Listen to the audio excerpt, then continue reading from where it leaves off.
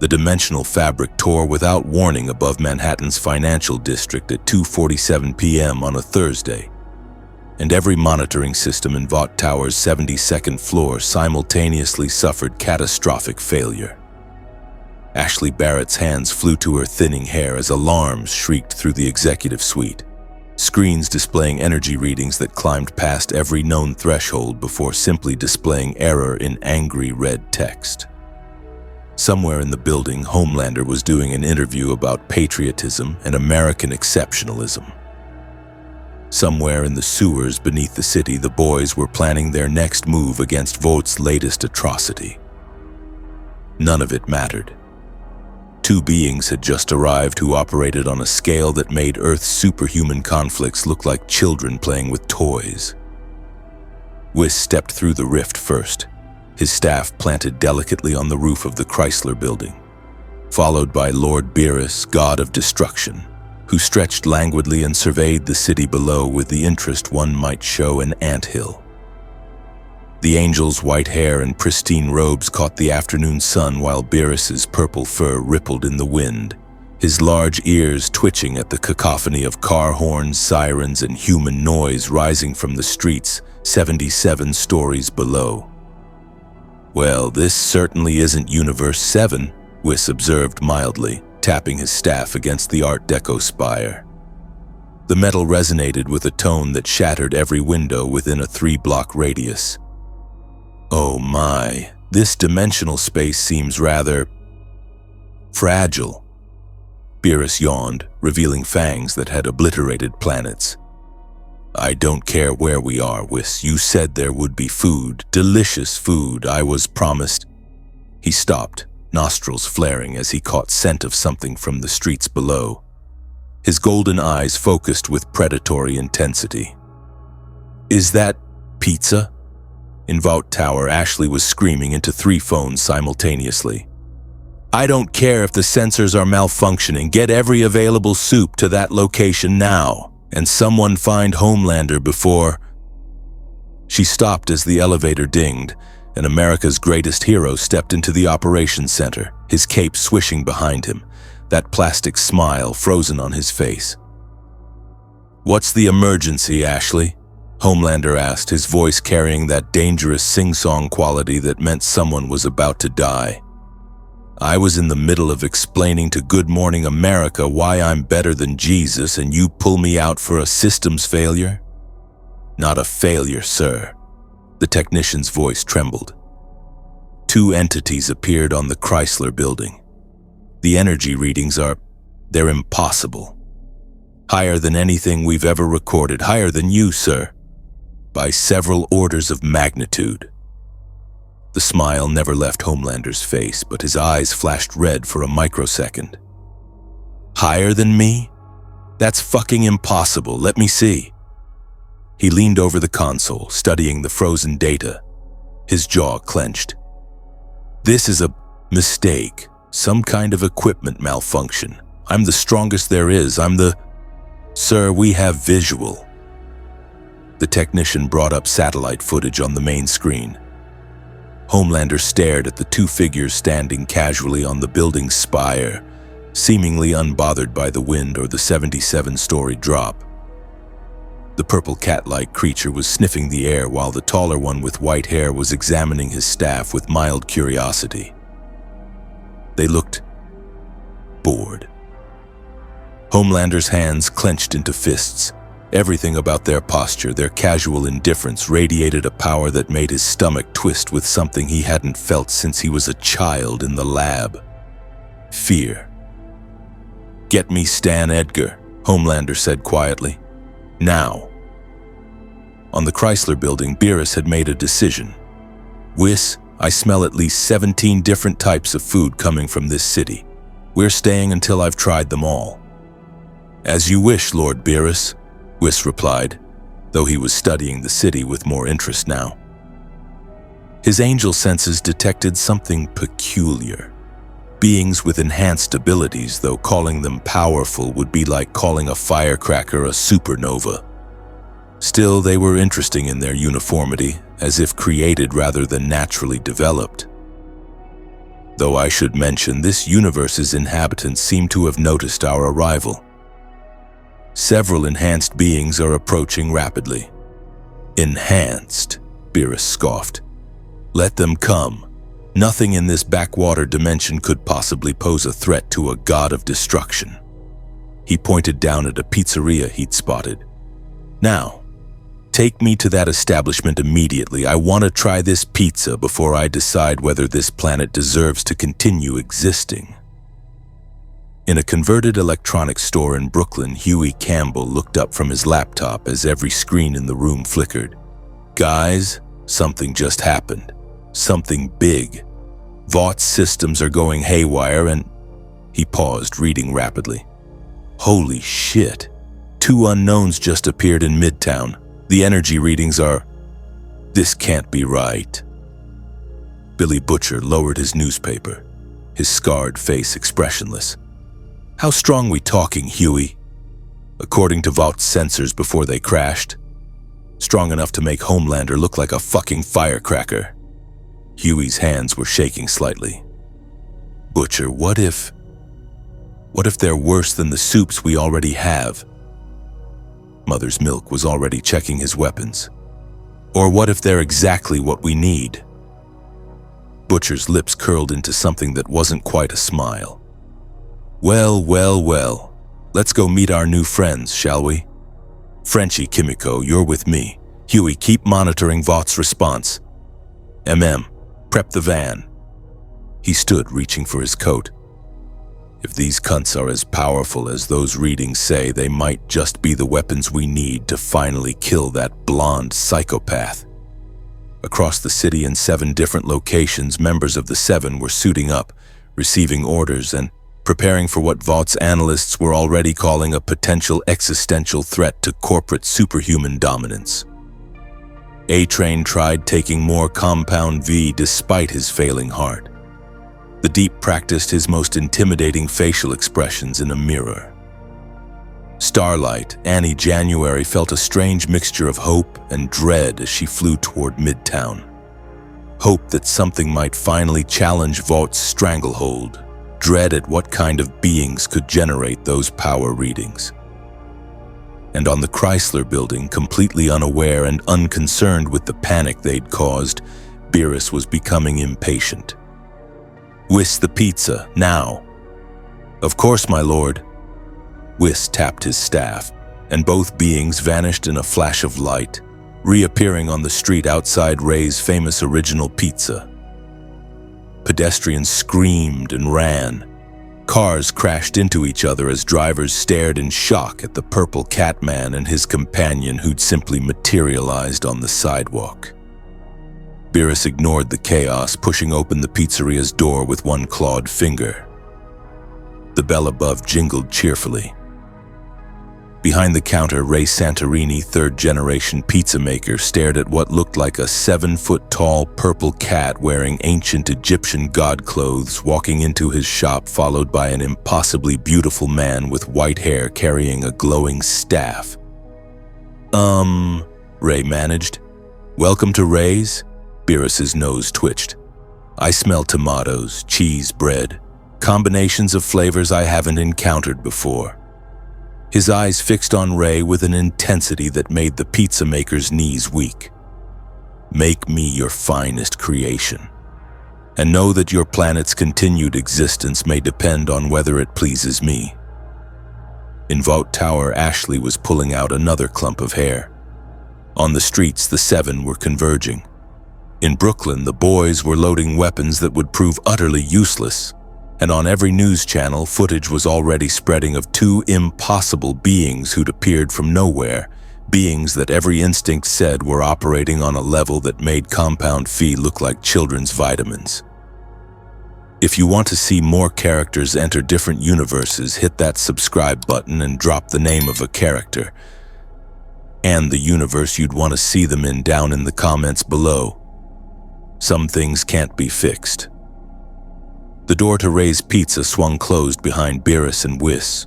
Through the window, pedestrians cautiously crept closer, phones out, recording. Vaught's satellites tracked every movement, and Homelander was already airborne, flying toward Midtown with his fists clenched and his eyes glowing red, unable to accept that something, anything, could be stronger than him. The god of destruction settled into a booth designed for humans, looking comically large in the cramped space. Whis remained standing, his expression serene and mildly curious as he observed the mortal realm's response to their presence. This universe has a certain grimy quality to it, Whis observed, noting the trash on the streets, the fear in people's eyes, the way everyone seemed to look at each other with suspicion and barely concealed hostility. Not entirely unpleasant, but distinctly cynical. "I don't care about the universe's personality," Beerus grumbled. "I care about its pizza. Get to work, mortal. I'm hungry." Ray, hands shaking, began preparing what would either be the most important pizza of his life, or possibly the last pizza anyone on Earth would ever make. Outside, sirens wailed, Vought mobilized. The boys advanced, and two gods waited for lunch, completely indifferent to the storm they'd unleashed. Ray Santorini had been making pizza for 37 years.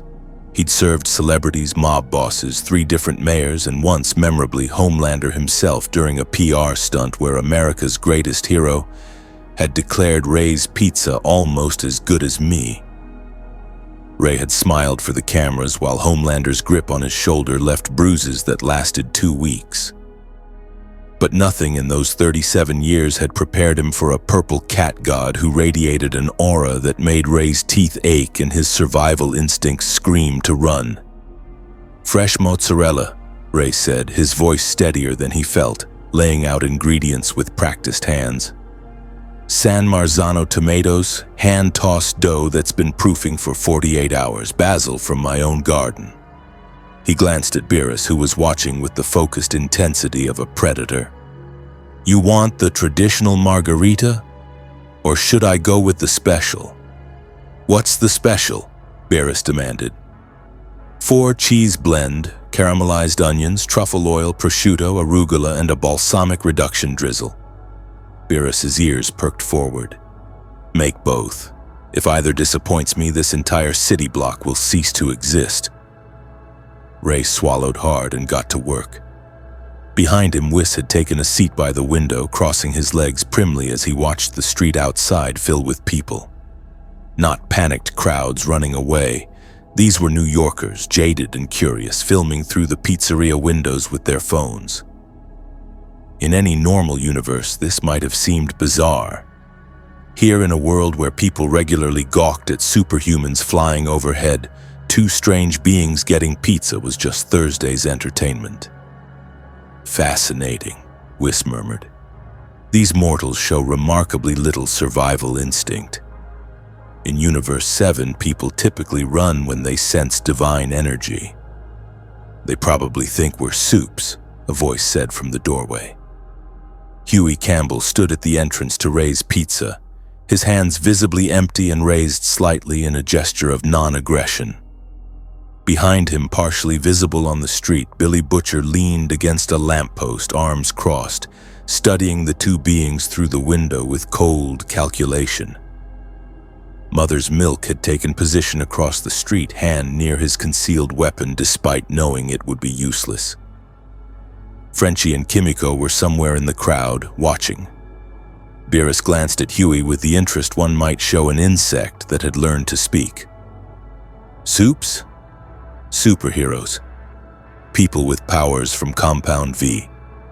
Huey stepped inside carefully, very aware he was probably closer to death than he'd ever been, and that was saying something after 3 years with the boys. "This world, it's full of them, except they're not really heroes. Mostly they're corporate products. Vought International creates them, markets them, uses them to make billions while people die in the crossfire." "Compound V?" Whis tilted his head, genuinely curious now. "A substance that grants abilities. How primitive. In our universe, power is either inherent or earned through training. Shortcuts tend to produce inferior results." "Yeah, well, it produces superior profits." Huey moved closer, drawn by something in Whis's tone. actual interest rather than the dead-eyed psychopathy he was used to from Soups. "Look, I don't know who you are or where you came from, but Vought's going to be here soon. The 7 are probably already on their way, and when they get here..." The window exploded inward. Homelander stood in the street, his cape billowing dramatically, his smile stretched across his face like a wound. His eyes swept over the scene, the purple creature, the white-haired man, the pathetic member of the boys, and his jaw clenched so hard his teeth should have shattered. Everything about these two beings offended him on a fundamental level. The way they sat casually, unbothered by his presence. The way the purple one hadn't even looked up at his entrance. The way the white-haired one simply brushed glass off his robes as if Homelander's dramatic entrance was mildly inconvenient rather than terrifying. "Well, well," Homelander said, his voice dripping with forced friendliness as he stepped through the broken window frame. "New heroes in town? That's great. Really great. Except nobody told me about it, which is weird because I'm Homelander. I'm kind of a big deal. I'm the leader of the 7. I'm America's greatest..." "You're interrupting my meal," Beerus said flatly, still not looking at him. "Whis, tell this noisy creature to be quiet." The temperature in the pizzeria dropped 10 degrees. Homelander's smile froze, his eye twitching. Nobody talked to him like that. Nobody. The purple thing didn't even have the decency to look scared, didn't acknowledge that it was in the presence of the most powerful being on Earth, didn't. "My lord simply wishes to enjoy his pizza in peace," Whis said pleasantly. "Perhaps you could return later. After the meal concludes." "After the meal concludes?" Homelander's laugh was high-pitched, brittle. Do you have any idea who I am? I could vaporize you where you sit, I could..." Beerus finally looked at him. Just a glance, golden eyes meeting Homelander's blue ones for less than a second. Homelander's words died in his throat. In that brief moment of eye contact, his enhanced senses screamed warnings his brain couldn't fully process. Danger. Apex predator. Something so far beyond him that comparison was meaningless. For the first time since he'd killed his creator in the lab decades ago, Homelander felt genuinely small. "You could what?" Beerus asked, his tone mildly curious, the way one might ask an ant if it really thought it could bite. I... Homelander's fists clenched, his mind raced, ego battling with the primal fear response flooding his system. He was Homelander. He was the strongest. He had to be the strongest because if he wasn't, then everything, his whole identity, his entire reason for existing, was a lie. "I could kill you both before you even moved." "How interesting," Whis observed. "Lord Beerus, this mortal seems to believe he poses a threat to you. Shall I explain the cosmic hierarchy to him, or would you prefer to demonstrate?" "Neither?" Beerus turned back to the counter where Ray had just slid the first pizza, the traditional margarita, onto a serving tray, with hands that shook so badly the basil leaves trembled. "I'm here to eat, not to educate insects about the food chain. Mortal, bring me that pizza, now." Ray hurried over, placing the pizza on the table before scrambling back to work on the second one. Beerus leaned forward, inhaling deeply, his expression shifting from irritation to genuine interest. He picked up a slice, examined it critically, and took a bite. For 5 seconds, Ray's pizza was completely silent. Beerus chewed slowly, his eyes widening slightly. He swallowed, took another bite, then another. Within 30 seconds, the entire pizza had vanished. "Whis," Beerus said, his voice carrying an emotion that sounded almost like joy. "This is... acceptable. Better than acceptable. The balance of flavors, the texture, the..." He paused, considering. This planet may have value after all. Ray felt his knees go weak with relief. Behind him, he heard Huey exhale shakily. But Homelander was staring at the scene with something approaching incomprehension. These beings had just dismissed him, ignored his threats, acted as if his power meant nothing. And worse, one of them had just gotten more excited about pizza than about facing the most powerful soup alive. The second one mortal. Immediately, Beerus turned his attention to Huey. You, the nervous one. You said something about this Vought creating heroes. Explain, but make it brief. I want to eat while the pizza is hot. Huey glanced at Homelander, who was trembling slightly now, his fists glowing faintly red. Then back to Beerus, who was waiting with clear expectation. Vought International is a pharmaceutical and entertainment conglomerate. They developed Compound C, a super serum that gives people powers when injected as babies. Then they market them as heroes, control their lives, cover up their crimes, and make billions. The Seven, he gestured toward Homelander, are their flagship team, but they're not heroes. They're products. Corporate mascots with god complexes who kill people, and Vaught's PR machine covers it up. So these soups aren't naturally powerful, Whis mused. They're artificially enhanced mortals. How disappointing. I was hoping this universe might contain actual warriors worth observing. Artificially? Homelander's voice was rising now, losing its controlled quality. I am a god. I am the strongest being on this planet. I have saved millions of lives. You've also murdered thousands, Huey interrupted, emboldened by the fact that these two beings clearly weren't impressed by Homelander. Flight 37. You and Maeve left those people to die. Stillwell covered it up, but we know. Everyone in this room knows what you really are. Homelander's eyes flashed fully red.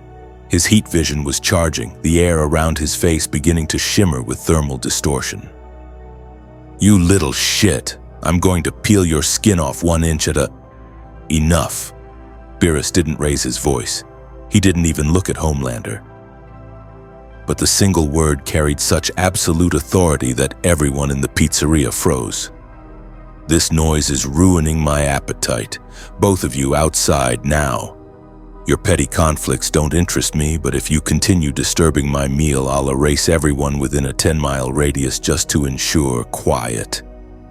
The casual way he said, erase everyone, made even Homelander hesitate. There was something about this purple being's tone, not a threat, not a boast, just a simple statement of fact that bypassed all his usual narcissistic confidence. Outside, Starlight landed on the street, followed immediately by A-Train in a blur of motion, then the deep black noir, and finally Queen Maeve, who looked like she'd rather be anywhere else. The Seven had arrived in force, surrounded by Vought security forces and news cameras that had somehow already appeared, because of course they had. In Vought's world, even potential apocalypses were content opportunities. Butcher watched from his position across the street, a grim smile on his face. This was either the best thing that had ever happened, or the worst. Two beings who made Homelander visibly nervous, who treated Earth's most powerful super like an annoying child, who radiated power that Vaught's sensors couldn't even measure properly. If he could somehow turn them against Vought, against Homelander. But something in his gut, honed by years of fighting monsters, warned him that these two operated on a different level entirely. They weren't potential allies. They were forces of nature that had wandered into the wrong universe, and the best anyone could hope for was that they'd leave before deciding Earth wasn't worth keeping around. Ray placed the second pizza on the table. Beerus's attention immediately shifted, his eyes lighting up as he examined the truffle oil masterpiece. He took a bite. His expression became transcendent. "Whiz," he said quietly. "We're staying in this universe for a while." In the executive suite of Vought Tower, Stan Edgar sat behind his desk with the perfect posture and calculated calm that had helped him control the most powerful beings on Earth without possessing a single superpower himself. On the monitors surrounding him, Real-time footage showed Ray's Pizza from 17 different angles. News helicopters, traffic cameras, satellite imagery, and the body cameras of Vault security forces establishing a perimeter. He watched Beerus devour his second pizza while Homelander stood just outside the shattered window, visibly trembling with restrained fury, and the seven assembled on the street like toy soldiers waiting for orders. Ashley Barrett stood beside his desk, her hands clasped so tightly her knuckles had gone white, fighting the urge to pull out more hair. "Sir, our analysts have completed their preliminary assessment. The energy signatures they're saying these beings operate on a scale we can't measure. Not difficult to measure. Literally beyond our instrument's capacity to register. If those readings are accurate, either one of them could destroy Homelander with minimal effort," Stan finished, his voice betraying no emotion whatsoever. "Yes, Ashley, I can read. The question is not what they can do. The question is what they want, and more importantly, how we acquire control over them." "Control?" Ashley's voice cracked. "Sir, with respect, I don't think everything can be controlled, Ashley. Everyone has something they want: power, money, fame, purpose, belonging." Stan's fingers drummed once on his desk. "These beings appeared in the middle of Manhattan and immediately sought out food. Not a demonstration of power, not a declaration of intent. Food, which suggests they're either tourists," his lip curled slightly at the absurdity of the word, "or they have no interest in our political structures whatsoever. That makes them more dangerous than any soupy we've ever encountered." On screen, Beerus finished his second pizza and leaned back with evident satisfaction while Whis dabbed at his lips with a napkin, apparently unconcerned that the 7 and 40 Vought security personnel had surrounded the building. Stan watched Homelander's body language, the rigid shoulders, the clenched fists, the micro-expressions of rage and fear battling across his face. His most valuable asset, the cornerstone of Vaught's superhuman dominance, was experiencing what appeared to be an existential crisis on live television. "Get me a direct line to the pizzeria," Stan ordered, "and pull up everything we have on physics-defying entities, dimensional breaches, and theological manifestations. I don't care how ridiculous it sounds. If these beings are gods, then we treat this as a religious recruitment opportunity. If they're aliens, we treat it as first contact. If they're dimensional travelers, we offer them a reason to stay on terms favorable to Vought." "And Homelander?" Ashley asked quietly. "Is about to learn a valuable lesson about the actual hierarchy of power." Stan pressed a button on his desk. "Patch me through." Inside Ray's Pizza, a phone rang. Ray stared at it, then at Beerus, then back at the phone. The god of destruction gestured impatiently for him to answer. "Hey, hello? This is Stan Edgar, CEO of Vought International." The voice on the speaker was smooth, professional, utterly unruffled by the crisis unfolding. "I'd like to speak with your distinguished guests." Wiss's eyebrow raised with mild interest. "My lord, the corporate authority wishes to communicate." "Does he have more food to offer?" Beerus asked.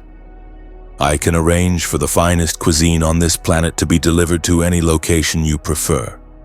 Stan's voice continued, apparently able to hear them clearly. "I can also provide accommodations, entertainment, and information about this world you found yourselves in.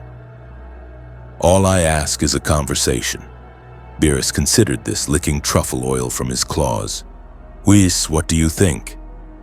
"I think," Whis said, still gazing out at the assembled soups with analytical interest, "that this world operates on a fascinating principle.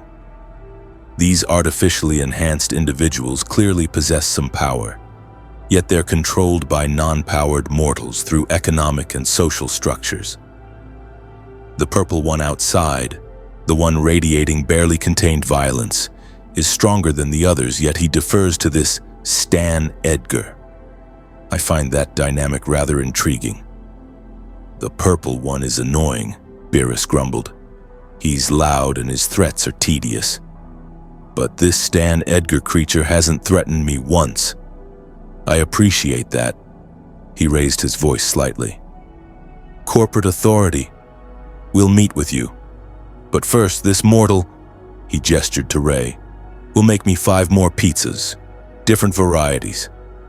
I want to experience the full range of this planet's pizza culture before deciding if the rest of you are worth keeping alive. On the street, Homelander's jaw clenched so hard a blood vessel burst in his eye. Being dismissed was bad enough. Being dismissed in favor of pizza while the CEO of Vought negotiated around him was intolerable. He was the hero. He was the face of the 7. He was the one who mattered, not some freakish purple cat thing that... Sir. Black Noir appeared at his shoulder, silent as always, holding up a tablet displaying a message from Ashley. Stand down. Edgar's orders. Do not engage. Stand down? Homelander's laugh was manic. Stand down? I don't stand down. I'm Homelander. I'm the strongest. You're not, though. Queen Maeve's voice was quiet, bitter, carrying the weight of 1,000 compromises and a decade of disillusionment. Look at you, John. You're terrified. I can see it. For the first time since I've known you, you're actually afraid of something. Homelander spun toward her, his face contorting with rage. I'm not afraid of anything. I could kill both of them right now. I could. Then do it. Maeve met his glare without flinching, too exhausted and too drunk earlier that morning to care about his fragile ego anymore. Go ahead. Prove you're the strongest. Prove I'm wrong. Walk in there and kill them both. For a long moment, Homelander stared at her, his breathing heavy, his hands trembling. Then his gaze shifted to the pizzeria, to Beerus, who was now discussing sauce ratios with Ray while Huey watched in bewildered silence. The god of destruction hadn't even looked at Homelander since that single devastating glance. Hadn't acknowledged him as a threat. Hadn't acknowledged him at all. Fuck you, Maggie, Homelander spat and launched himself into the air, flying toward Vought Tower at supersonic speed.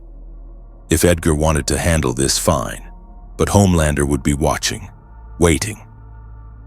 And the moment these beings showed any weakness, any vulnerability, he would prove once and for all that he was the apex predator. Inside the pizzeria, Billy Butcher finally stepped through the broken window, crunching over glass, his coat billowing slightly as he approached Whis and Beerus's table with the confidence of a man who'd long ago accepted he'd probably die violently. Evening, gents, Butcher said, his British accent thick, his smile showing too many teeth. Name's Billy Butcher. Couldn't help but notice you lot just made Homelander shit himself without even trying. That's the kind of quality I appreciate in potential business associates. Business? Beerus looked up from watching Ray prepare his 3rd pizza, a white pizza with ricotta, spinach, and garlic. I don't do business. I destroy planets and eat food. Those are my primary functions. Destroy planets, you say? Butcher's smile widened. See, now that's a coincidence, nah, because I'm in the planet-saving business.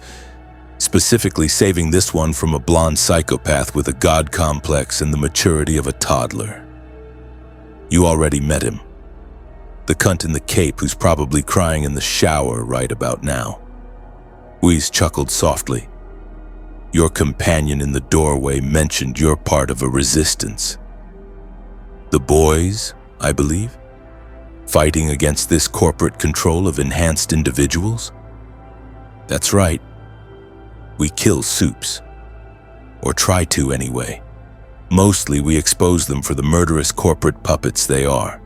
Hope enough people give a shit to demand accountability, then watch as Vaught's legal team and PR machine bury everything and nothing changes. Butcher pulled out a chair without asking and sat down. But you two, you're not soups. You're something else entirely, something Vought can't control, something that terrifies them, and anything that terrifies Vought International is a friend of mine." "We're not your friends," Beerus said flatly. "We're not anyone's friends. We're here because WIS's staff malfunctioned during dimensional travel, and we're staying because the pizza is surprisingly good. Your conflicts are irrelevant to us."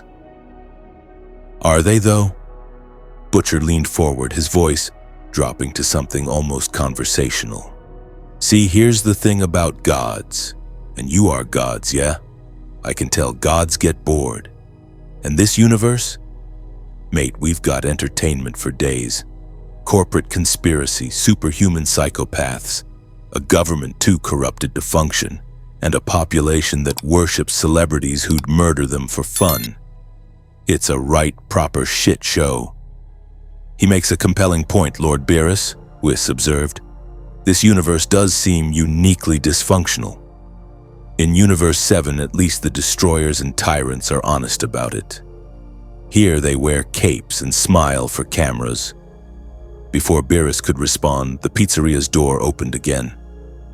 This time it was Starlight who entered, having dismissed Vaught's objections and simply walked away from her assigned position. She still wore her costume, the white and gold outfit that Vaught's designers had made deliberately revealing, that she'd fought to make more practical and lost. But her expression was open, curious, and most importantly, genuine.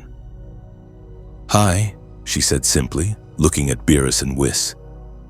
"I'm Annie, Starlight, and I just wanted to say that watching Homelander get put in his place by someone who wasn't even trying was the most satisfying thing I've seen in 5 years." Beerus regarded her with slightly more interest than he'd shown anyone else except Ray. "You're one of the enhanced mortals, but you don't radiate the same wrongness as the purple one." "Why?" Annie blinked, surprised by the question. I don't know. Maybe because I actually tried to be a hero? Before Vought ground that out of me." She laughed bitterly. "You're gods, right? Or aliens? Something beyond Compound Vi?" "Lord Beerus is a god of destruction," Whis explained. "I am his attendant and martial arts instructor. We come from Universe 7 of the 12 universes. This dimension appears to be outside that structure entirely." "A god of destruction," Annie repeated slowly. "Like, you destroy things? Planets? People? When they bore me, or when they produce inadequate food, yes." Beerus accepted his third pizza from Ray, who was now moving with the focused efficiency of a man making art he hoped would prevent extinction. This Ray creature, however, has demonstrated competence. His pizzas are worthy of preservation. Therefore, this immediate area will not be destroyed today. "That's good?" Annie looked at Huey, who shrugged helplessly. This was so far beyond anything in the boys' playbook that even their resident tech expert had no idea how to process it. "Listen, I don't know what Stan Edgar's going to offer you, but whatever it is, it's a trap. Vought doesn't make deals. They make contracts that own you. They'll promise you everything and deliver a cage. I don't need this Stan Edgar's permission to do anything," Beerus said around a mouthful of white pizza. His eyes closed briefly in appreciation. The ricotta provides an excellent creamy base. Ray, you may make 10 more pizzas after this. I'm revising my initial assessment. This planet definitely has value." Outside, news helicopters circled, broadcasting live footage to millions of viewers. Social media exploded with speculation. Were these new soups? Why hadn't Vought announced them? Why was Homelander afraid? The hashtag #TheRunnerPizzaGod started trending within minutes. Vaught's PR department went into overdrive, preparing statements, damage control, trying desperately to control a narrative that had already escaped them. In Brooklyn, Mother's Milk watched the live feed on his phone, his expression grim. "Butcher's playing with fire. Those things aren't soups.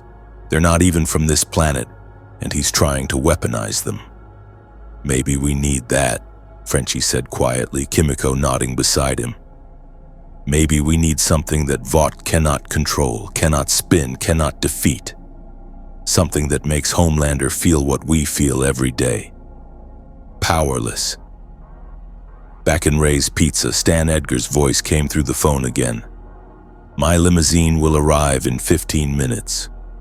I look forward to our discussion about mutual interests and how Vought International might make your stay in our universe more comfortable. Beerus waved a dismissive hand. Fine, but send food. Real food. Not your processed corporate garbage. And if this conversation bores me, I'll erase your building from existence. Understood? There was the briefest pause, the first time Stan Edgar had hesitated in the entire exchange. Understood. I look forward to our meeting. The line went dead. Butcher stood nodding to Whis and Beerus. Well then, looks like you're about to get the full Vought experience. Word of advice, don't trust a single thing that comes out of Edgar's mouth. Man's more dangerous than any soup we've got. How quaint, Whis said. A mortal who intimidates you more than the artificially enhanced warriors. This universe's power structure is truly fascinating. As they waited for Stan Edgar's arrival, Ray made pizza after pizza. Each one met with Beerus's critical evaluation and grudging approval. Huey and Annie talked quietly in the corner, processing the bizarre turn their lives had taken. Butcher stood by the window, watching Vought's forces maintain their perimeter, his mind already calculating how to turn this situation to his advantage. And in Vought Tower, Stan Edgar prepared for the most important negotiation of his career, convincing two beings who could apparently destroy planets that aligning with corporate interests was somehow in their favor. He'd controlled Homelander through psychological manipulation for years. He'd bent governments to his will through careful application of money and leverage. But as he watched footage of Beerus casually mention erasing buildings from existence the way one might mention swatting a fly, Stan Edgar felt something he hadn't experienced in decades. Uncertainty. The Vought limousine that arrived outside Ray's Pizza 15 minutes later was a masterpiece of corporate excess, stretched black, bulletproof, worth more than most houses. It pulled up smoothly despite the crowd of gawkers, protesters who'd somehow already assembled with signs reading "New Gods," "New Oppression," and "Vought's Alien Conspiracy Confirmed," and the remaining members of the seven who stood in an awkward semicircle like particularly expensive lawn ornaments. Stan Edgar emerged first, immaculate in a charcoal suit that cost more than Ray's annual revenue, his expression perfectly neutral. He was flanked by Ashley, who clutched a tablet like a shield, and three Vought attorneys whose presence screamed, "We're recording everything for legal purposes." Behind them, attendants wheeled serving carts loaded with dishes from the city's most exclusive restaurants, Michelin-starred sushi, dry-aged steaks, French pastries, molecular gastronomy that looked more like art installations than food. "Lord Beerus Whis," Stan said, approaching the shattered window with measured steps. "Thank you for agreeing to meet. I've taken the liberty of arranging a sampling of Earth's finest cuisine as a gesture of goodwill." Beerus looked up from his seventh pizza, a Sicilian-style square with pepperoni cups that had crisped into little grease-filled bowls. His golden eyes assessed Stan with the same critical evaluation he'd given each slice. "You're the one who controls the purple idiot." "I prefer to think of it as managing stakeholder relationships," Stan replied smoothly. "But yes, Homelander operates under Vought International's guidance. May I?" He gestured to a chair. "Sit, talk, but the food comes in first." Beerus pointed at the carts. "Whis, examine those offerings. If they're poisoned or contain anything unpleasant, I'll erase everyone responsible." "Poison would be ineffective against your physiology in any case, my lord," Whis said. but he stood and moved to the carts with his staff, passing his hand over the dishes. Though I detect no harmful substances, this appears to be genuine hospitality. He paused, examining a plate of otoro sushi. Or a calculated attempt at manipulation through generosity. Both can be true, Stan said, sitting across from Beerus while his attorneys positioned themselves strategically. Ashley remained standing, her eyes darting between the god of destruction and the door, clearly calculating escape routes. I'll be direct with you, Lord Beerus. My company has built an empire on the premise that enhanced individuals, soups, represent humanity's evolution. We create them, market them, control the narrative around them. Your arrival threatens that paradigm. How sad for you, Beerus said, accepting a plate of sushi from Whis. He examined the fatty tuna with interest before popping the entire piece in his mouth. His eyes widened. Oh, this is... Whis, try this. The texture is remarkable. Billy Butcher, still leaning against the wall, let out a bark of laughter. You're losing him, Edgar. Gods don't give a shit about your corporate paradigm. Stan didn't even glance at Butcher. Mr. Butcher? I wondered when you'd make your presence known. Still recruiting weapons against Vault, I see. How's that working out? Better now? Butcher grinned. Found myself a couple of proper gods this time instead of your lab-grown psychopaths. We're not his weapons, Beerus said flatly, reaching for another piece of sushi. We're not anyone's weapons, we're... He paused, chewing thoughtfully. This fatty fish is acceptable. What else do you have? An attendant nervously wheeled forward another cart. Whoa, Wagyu beef, sir. A5 grade from Japan. Prepared 3 ways. Seared, tataki, and as a tartare with... all of it. Now. Beerus gestured impatiently. As the plates were set before him, he turned his attention back to Stan. You were saying something about paradigms. Continue, but make it interesting or I'll get bored. Stan Edgar had negotiated with dictators, senators, and Homelander at his most unhinged. He'd learned long ago that the key to controlling powerful beings was finding their pressure points. What they wanted, what they feared, what they could be convinced they needed. But as he looked into Beerus's eyes, he saw something he'd never encountered before. Complete and total indifference to everything Stan represented. What do you want, Lord Beerus? Stan asked simply. Good food, comfortable accommodations while Whis repairs his staff. To not be annoyed. Beerus sampled the Wagyu, his expression shifting to something approaching bliss. This cow is excellent. Ray, try this. You might find inspiration for future pizza toppings. Ray, who'd been standing behind his counter in a daze for the past hour, nodded mutely. He was beyond processing the surreality of a god of destruction giving him culinary advice while the CEO of Vought International attempted interplanetary diplomacy in his pizzeria. I can provide all of that, Stan said. Vought Tower has penthouse suites, private chefs, complete privacy. In exchange, I'd simply ask that you allow us to present you to the world appropriately. Present us? Whis's eyebrow arched. How intriguing. You wish to market us as you do your soups. Not market, introduce. Stan's tone remained perfectly modulated. Your arrival has already been broadcast globally. Millions have seen the footage.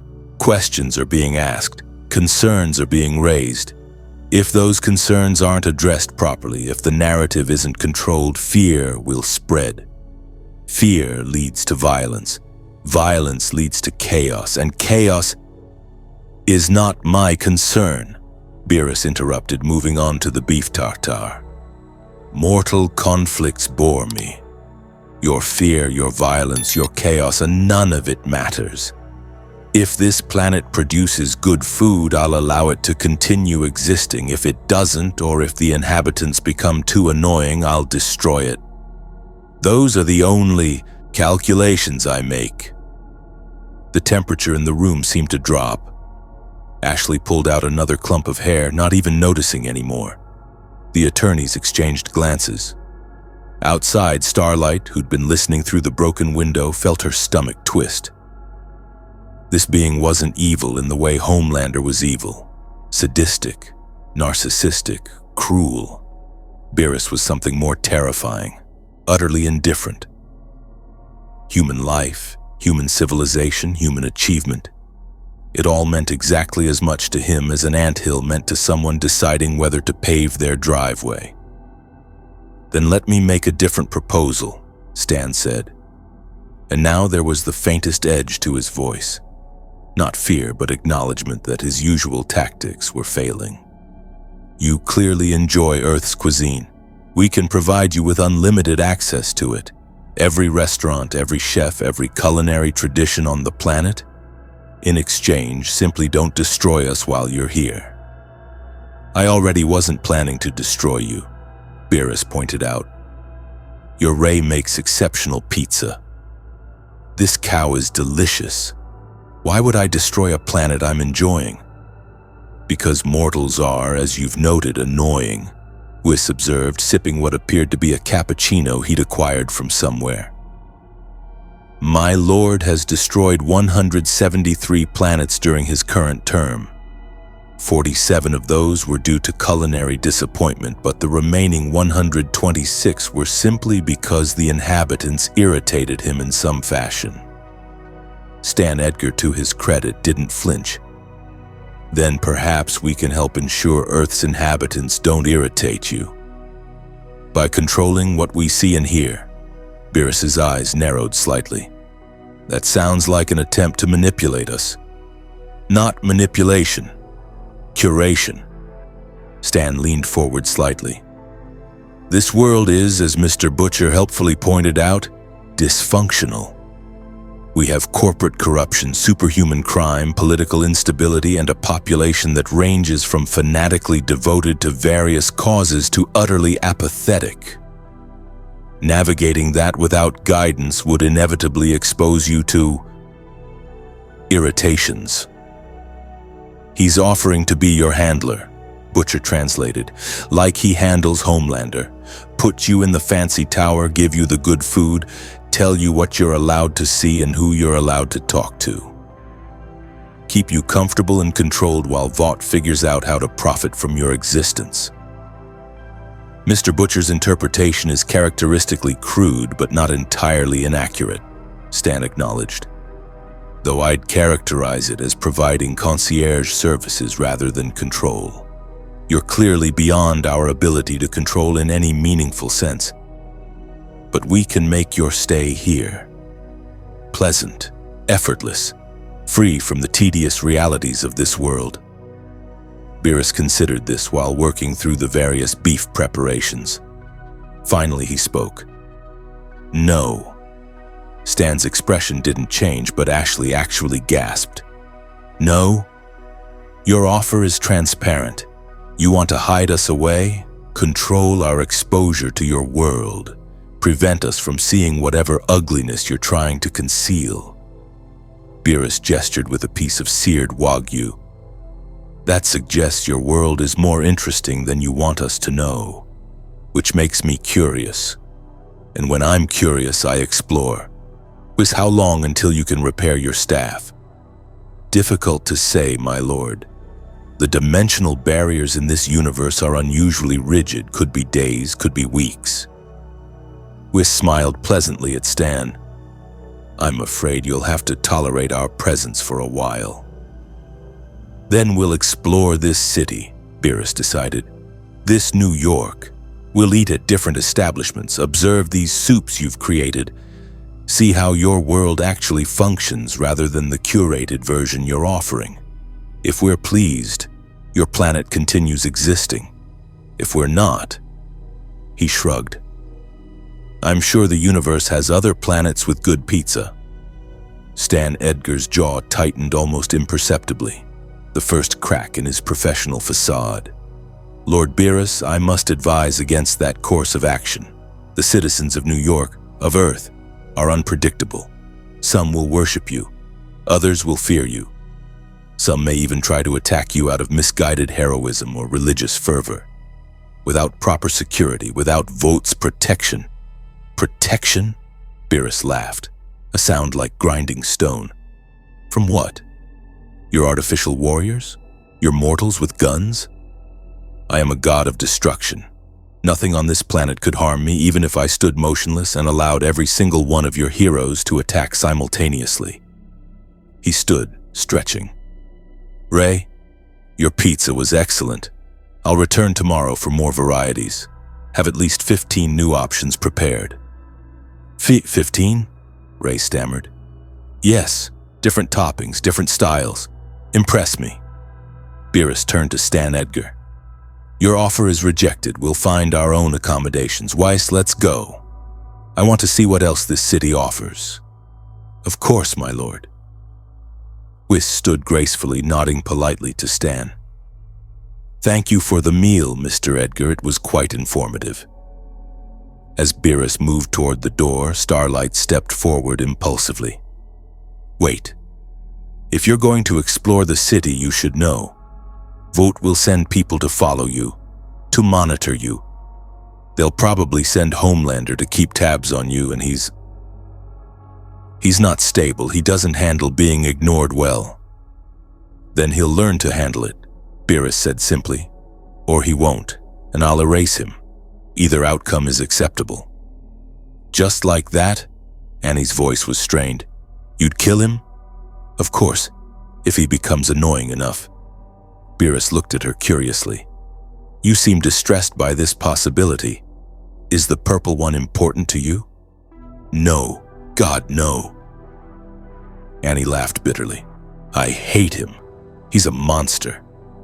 But the way you talk about killing him like it's nothing, like he's nothing. Because he is nothing, Weiss said gently. You must understand, Miss Starlight, we come from a universe where gods battle gods, where beings can destroy solar systems with stray energy blasts, where the fundamental forces of creation and destruction operate on scales your mind cannot fully comprehend. Your Homelander, powerful as he may seem to you, registers to our senses as barely above the baseline human. His power is not insignificant by your world's standards, but by cosmic standards. Weiss shook his head. He's an insect that learned to buzz particularly loudly.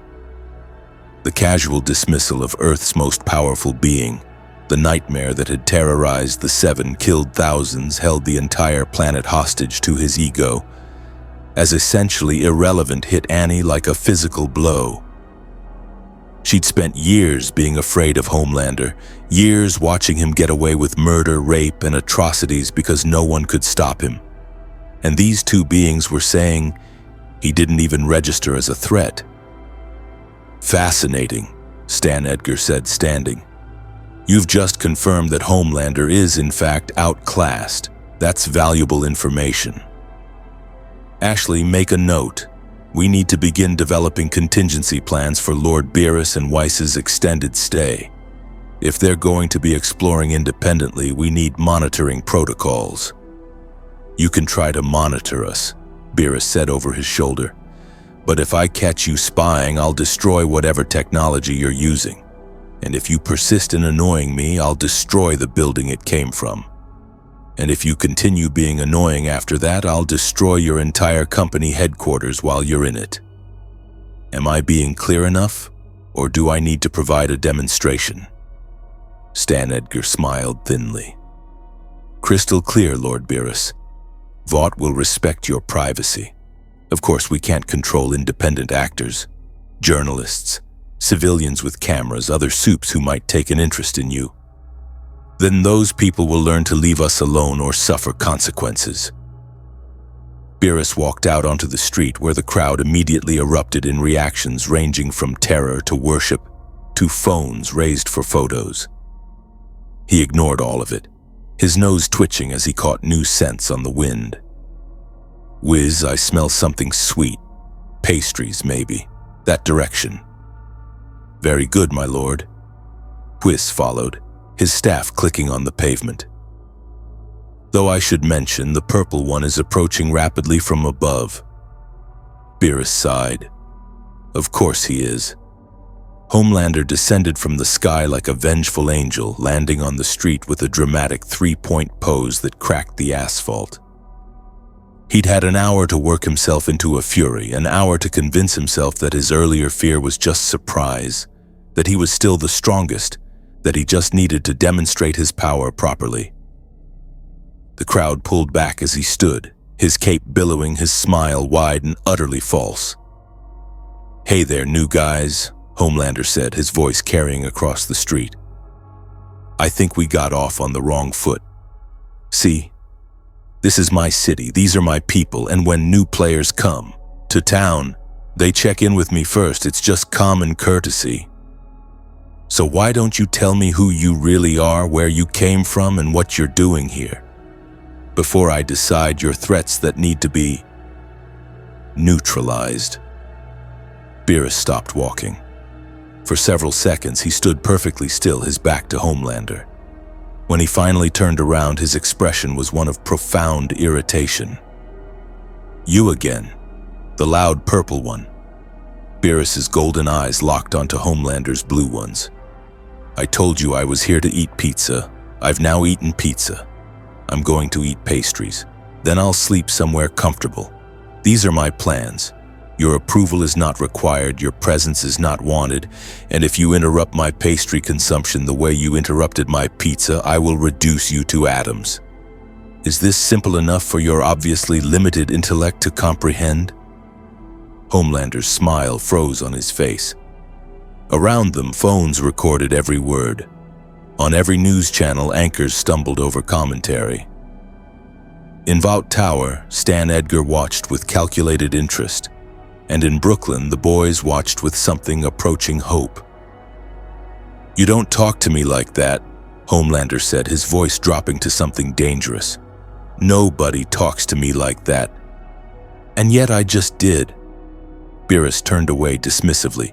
"Whis, let's go. This creature is boring me." That was it, the final insult. Being dismissed, being called boring, being turned away from like he didn't matter. Homelander's eyes flashed red, and before anyone could react, his heat vision lanced out in twin beams of superheated plasma that could melt steel, vaporize concrete, burn through anything. The beam struck Beerus square in the back and simply stopped. They didn't reflect. They didn't dissipate. They just terminated at Beerus's body as if hitting an invisible wall, the energy vanishing into nothing. Beerus looked over his shoulder. "Did you just try to attack me?" Homelander's heat vision intensified, his eyes glowing brighter, pouring more power into the beams until the air itself began to shimmer with thermal distortion. The asphalt beneath them melted. Nearby cars' paint bubbled, and still the beams simply stopped at Beerus's back, accomplishing nothing. "Huh," Beerus said, "and that tickles slightly." Homelander's heat vision cut off abruptly, his eyes wide with disbelief. He'd just unleashed enough thermal energy to melt through a bank vault, the same attack that had bisected terrorists and incinerated evidence and once, memorably, carved through a jetliner's hull. And this purple creature was calling it a tickle. "Impossible," Homelander whispered. Then louder, his voice cracking slightly. "That's impossible. Nothing tanks my heat vision. Nothing. Your heat vision is approximately 8,000 degrees Celsius at maximum output," Whis observed clinically, examining Homelander with detached interest. "Quite impressive by this planet's standards. However, Lord Beerus has bathed in the corona of stars burning at millions of degrees. Your attack, while energetic, is annoying," Beerus interrupted, turning around fully now. "You attacked me, without provocation, while I was trying to find pastries. That's twice now you've interrupted my food-related activities. I'm beginning to think you want to die." The street had gone silent. Every phone, every camera, every witness focused on the confrontation. Even the traffic in the distance seemed to have stopped, the entire city holding its breath. Stan Edgar leaned closer to his monitor, his fingers steepled. Ashley had both hands in her hair now, frozen mid-pull. Billy Butcher was grinning so wide his face hurt. You're bluffing, Homelander said, but his voice lacked conviction. You're trying to intimidate me with mind games. But I'm Homelander. I'm the strongest, Beerus moved. One moment he was standing 15 feet away. The next he was directly in front of Homelander, having crossed the distance in less than a blink. His hand shot out, grabbed Homelander's face, and slammed him backward into the pavement with casual force. The impact cratered the street. Asphalt exploded outward in a wave of shattered concrete and rebar. Cars bounced on their suspension, windows shattered for an entire block. And Homelander, who had never been physically overpowered in his entire existence, who could bench press an airliner, who'd survived point-blank explosions and military-grade weapons, found himself pinned to the ground by a grip he couldn't budge. "Let me explain something," Beerus said, his voice conversational as he held Homelander's head against the broken pavement like a parent disciplining a misbehaving child. "I am a god of destruction. I have erased civilizations that spanned galaxies. I have destroyed beings who could shatter moons with their breath. You are a mortal who was given artificial powers by other mortals who are themselves so weak they require chemical assistance to be relevant. The gap between us is not one you can cross through determination or rage or whatever emotions are currently making you vibrate." Homelander strained against the grip, his super strength pushing upward with everything he had. The ground beneath them cracked further, the crater deepening as he pressed against Beerus's hand with force that should have shattered bones. Beerus's arm didn't even tremble. "My lord," Whis said mildly, "you're causing property damage. The mortals tend to get upset about that. Then they should train their purple idiot not to attack people." Beerus released Homelander's face and stepped back. "Stand up. I'm going to teach you a lesson about the difference between real power and manufactured strength." Homelander rose slowly from the crater, his face bleeding from where the pavement had abraded his invulnerable skin. Something that should have been impossible. His costume was torn, his hair was disheveled, and his eyes were wild with a mixture of fury, humiliation, and for the first time in decades, genuine fear. "You made me bleed," Homelander said, touching his cheek, staring at the blood on his fingers. "I don't bleed, I don't—" "You do when you encounter beings who operate on actual power scales rather than your limited planetary scope," Beerus said. "Now, are you going to continue being annoying or can I go find pastries?" Homelander's response was predictable. His fists clenched, his jaw set, and he launched himself at Beerus with supersonic speed, crossing the distance in a fraction of a second, his punch carrying enough force to level a building. Beerus caught the punch in his open palm. The shockwave from the impact shattered every remaining window on the block. The crowd was blown backward, cars flipped, and Homelander's fist, which had demolished walls and shattered reinforced steel, simply stopped dead in Beerus's grip. "Disappointing," Beerus said, and flicked Homelander's forehead with one finger. The force of that casual flick sent Homelander hurtling backward through the air, tumbling end over end, crashing through a mailbox, a parked car, and finally slamming into the side of a building 3 blocks away. Brick exploded outward. The structure groaned, and Homelander slid down the wall, leaving a crater shaped like his body, coughing blood. "This is amazing," Butcher breathed, watching through the pizzeria window. "This is the best thing I've ever seen." "He's going to kill Homelander," Huey said, his voice uncertain between horror and hope. "Just kill him, right here in the street." "Would that be so terrible?" Starlight asked quietly. "After everything he's done? Everything he's going to do?" Before anyone could answer, Homelander was airborne again, his face a mask of rage and blood, heat vision blazing as he dive-bombed Beerus. The god of destruction didn't move. He simply raised one hand, palm out, and Homelander slammed into an invisible barrier 2 feet from Beerus's body. The impact was bone-jarring. Homelander rebounded, spinning in the air, then came at Beerus from a different angle. Same result, and another, and another. "This is pathetic," Beerus said, watching Homelander bounce off his passive energy field like an angry wasp against glass.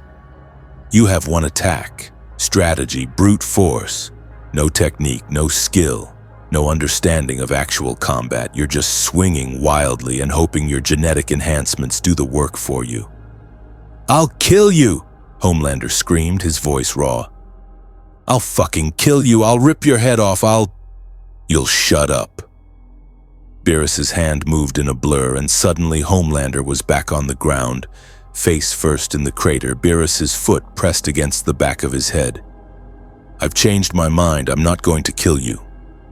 Killing you would imply you were a threat worth eliminating. Instead, I'm going to leave you alive as an example. Every time you see me, every time you even think about interrupting me again, you'll remember this moment. You'll remember being utterly helpless. You'll remember learning that you're not a god. You're just a science experiment with delusions of grandeur."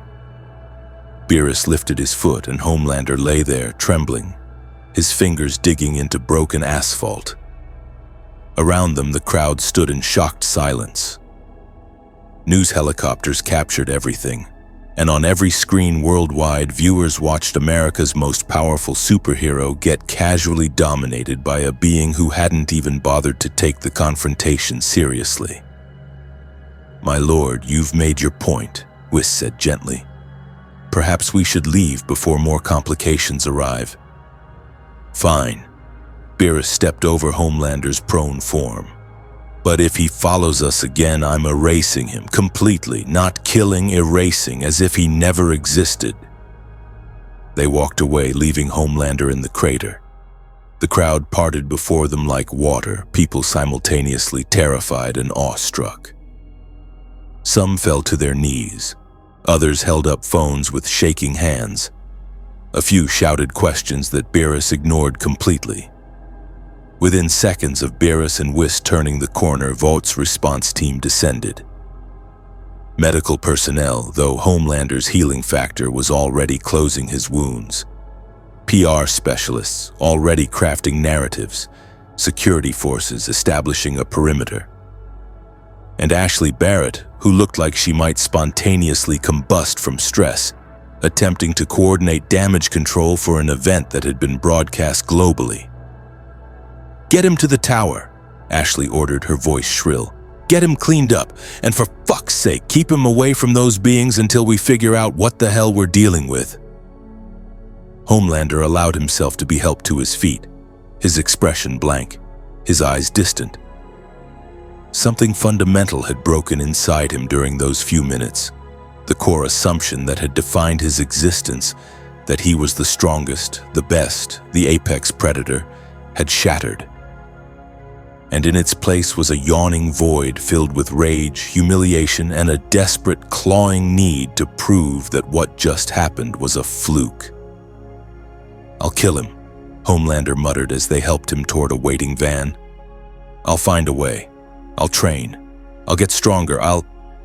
"Sir, please," one of the handlers said nervously. "Let's just get you back to the tower." In Ray's Pizza, Butcher was already making calls. "Mallory? Yeah, it's me. You watching the news? Good. We need to talk strategy.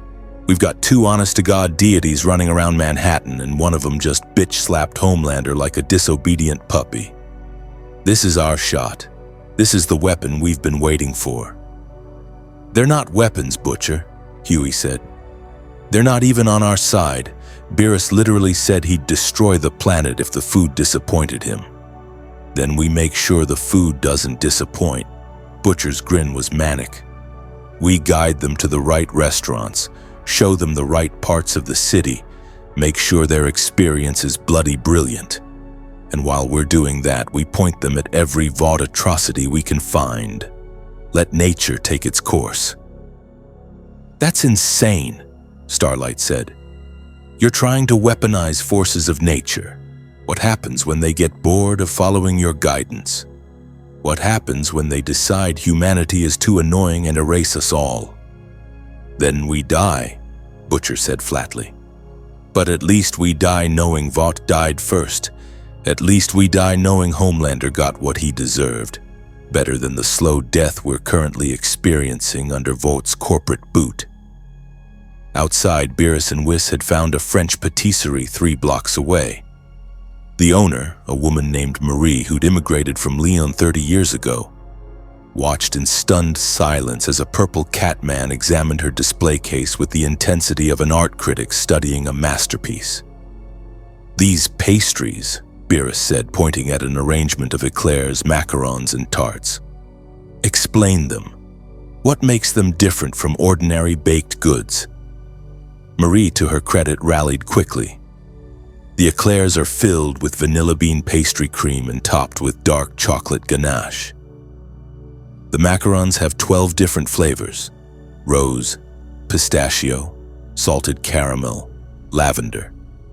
Each requires precise technique to achieve the proper texture. And the fruit tarts use seasonal ingredients prepared to highlight their natural sweetness." "Make me one of everything," Beerus ordered, "and prepare fresh batches while I eat these. I want to experience your full range." Of course, monsieur." Marie began boxing pastries with hands that only shook slightly. "May I ask, are you really a god?" "I am a god of destruction," Beerus confirmed, accepting the box and immediately biting into an eclair. His eyes widened. "Oh, the texture of this cream is Whis, this is exceptional. This mortal understands how to balance sweetness with richness." "Indeed, my lord." Whis was examining a macaron with interest. The delicate structure, the subtle flavoring. This planet may be dysfunctional, but its culinary arts are quite sophisticated. "Then we're staying longer than I initially planned." Beerus devoured eclair after eclair, his expression growing more content with each bite. "Whis, take your time repairing your staff. I want to experience every cuisine this planet offers before we leave." On the street outside the patisserie, a crowd had gathered again, but this time they maintained a respectful distance, having seen footage of what happened to Homelander. News crews set up at the end of the block. Vought surveillance teams positioned themselves on rooftops, maintaining visual contact while staying out of sight. And in a van 2 blocks away, the boys monitored everything through hacked traffic cameras. "He's eating pastries," observed. "We've got an actual god who just humiliated Homelander, and he's eating pastries like a tourist." "Which means he's predictable," Butcher said. "Food is his weakness, his interest. We can use that. Or," Frenchie suggested, "we can leave them alone and simply enjoy watching Vaught's world collapse around them. These beings they do not need our manipulation, they are chaos incarnate." Kimiko signed something rapid. Frenchie translated, "She says Homelander will not accept what happened. He will try again, and next time the god might actually kill him." "Let's hope so," Butcher muttered. In Vought Tower, Stan Edgar watched security footage of the confrontation on loop, analyzing every frame. Homelander's punch being stopped effortlessly, the casual flick that sent him flying, the complete and utter dominance of a being who wasn't even taking the fight seriously. "Ashley," he said quietly, "initiate Protocol Omega." Ashley's face went pale. "Sir, that's the nuclear option, literally. We've only ever considered Protocol Omega for if Homelander went completely rogue." "Homelander just got publicly humiliated by a being we can't control, can't predict, and can't contain. His ego won't allow him to leave it alone. He'll escalate. He'll try again. And when he does, If Lord Beerus decides Earth isn't worth preserving, we need contingencies. Stan's fingers drummed on his desk. Start with intelligence gathering. Everything we can learn about gods, destruction deities, dimensional travelers. Contact every fringe scientist, theologian, and theoretical physicist on our payroll. Someone has to know something useful. And if no one does, then we adapt. Stan Edgar's expression was stone. Vought has survived government investigations, public scandals, and internal threats. We'll survive two cosmic beings with a fondness for Earth cuisine. We simply need to find their weakness, their leverage point, their... Sir, a technician interrupted, terror evident in his voice. We've lost track of them. What? Lord Beerus and Whis. They left the patisserie through the back exit. Our surveillance teams lost visual contact. They've just vanished into the city. Stan Edgar allowed himself one moment of closed eyes, one breath of frustration. Then he opened them and began issuing orders. Full city sweep. Every camera, every satellite, every available resource. Find them. And when you do, maintain distance. Observe only. We need to understand them before we can determine how to deal with them. But Beerus and Whis weren't hiding. They were simply walking through Manhattan's streets, occasionally stopping to examine shops, restaurants, and the general chaos of human urban life with mild curiosity.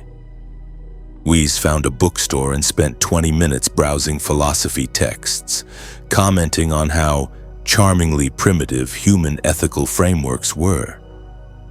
Beerus found a hot dog vendor and demanded to try street food, then declared the cart's chili dogs surprisingly adequate for food prepared in unsanitary conditions. And everywhere they went, people noticed. Some ran, some worshipped, some filmed, but increasingly, some simply not accepted their presence.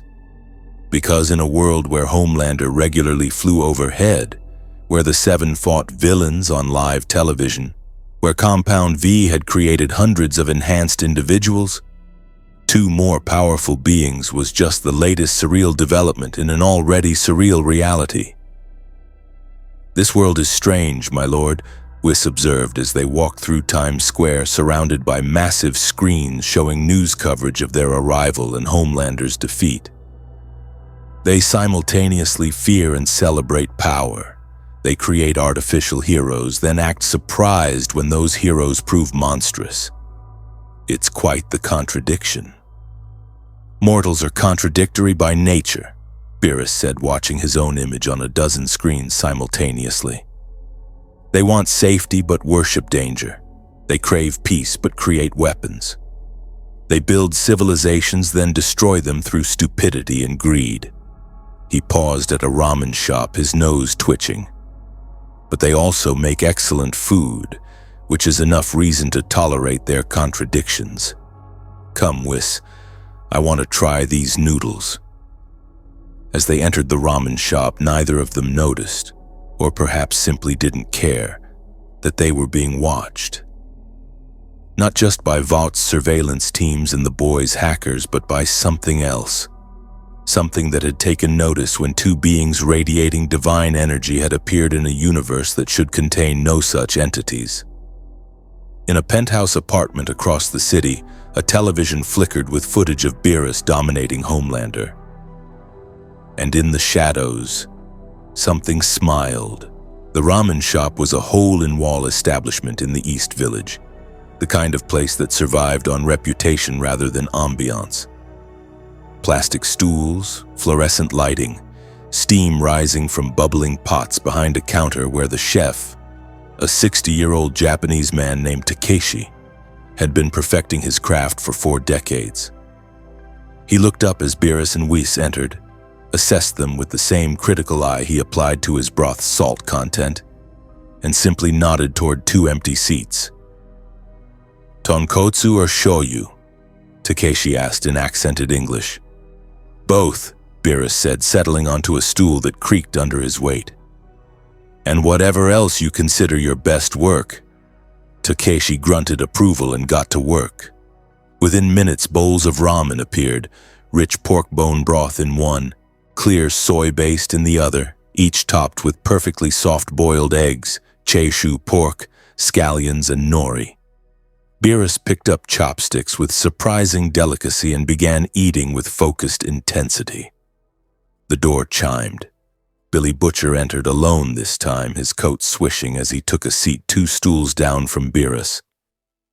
He didn't look at the god of destruction, just nodded to Takeshi. "Usual, mate." "You're following us," Beerus observed without looking up from his ramen. "I'm having lunch," Butcher replied. "Can't help it if we have similar taste in restaurants."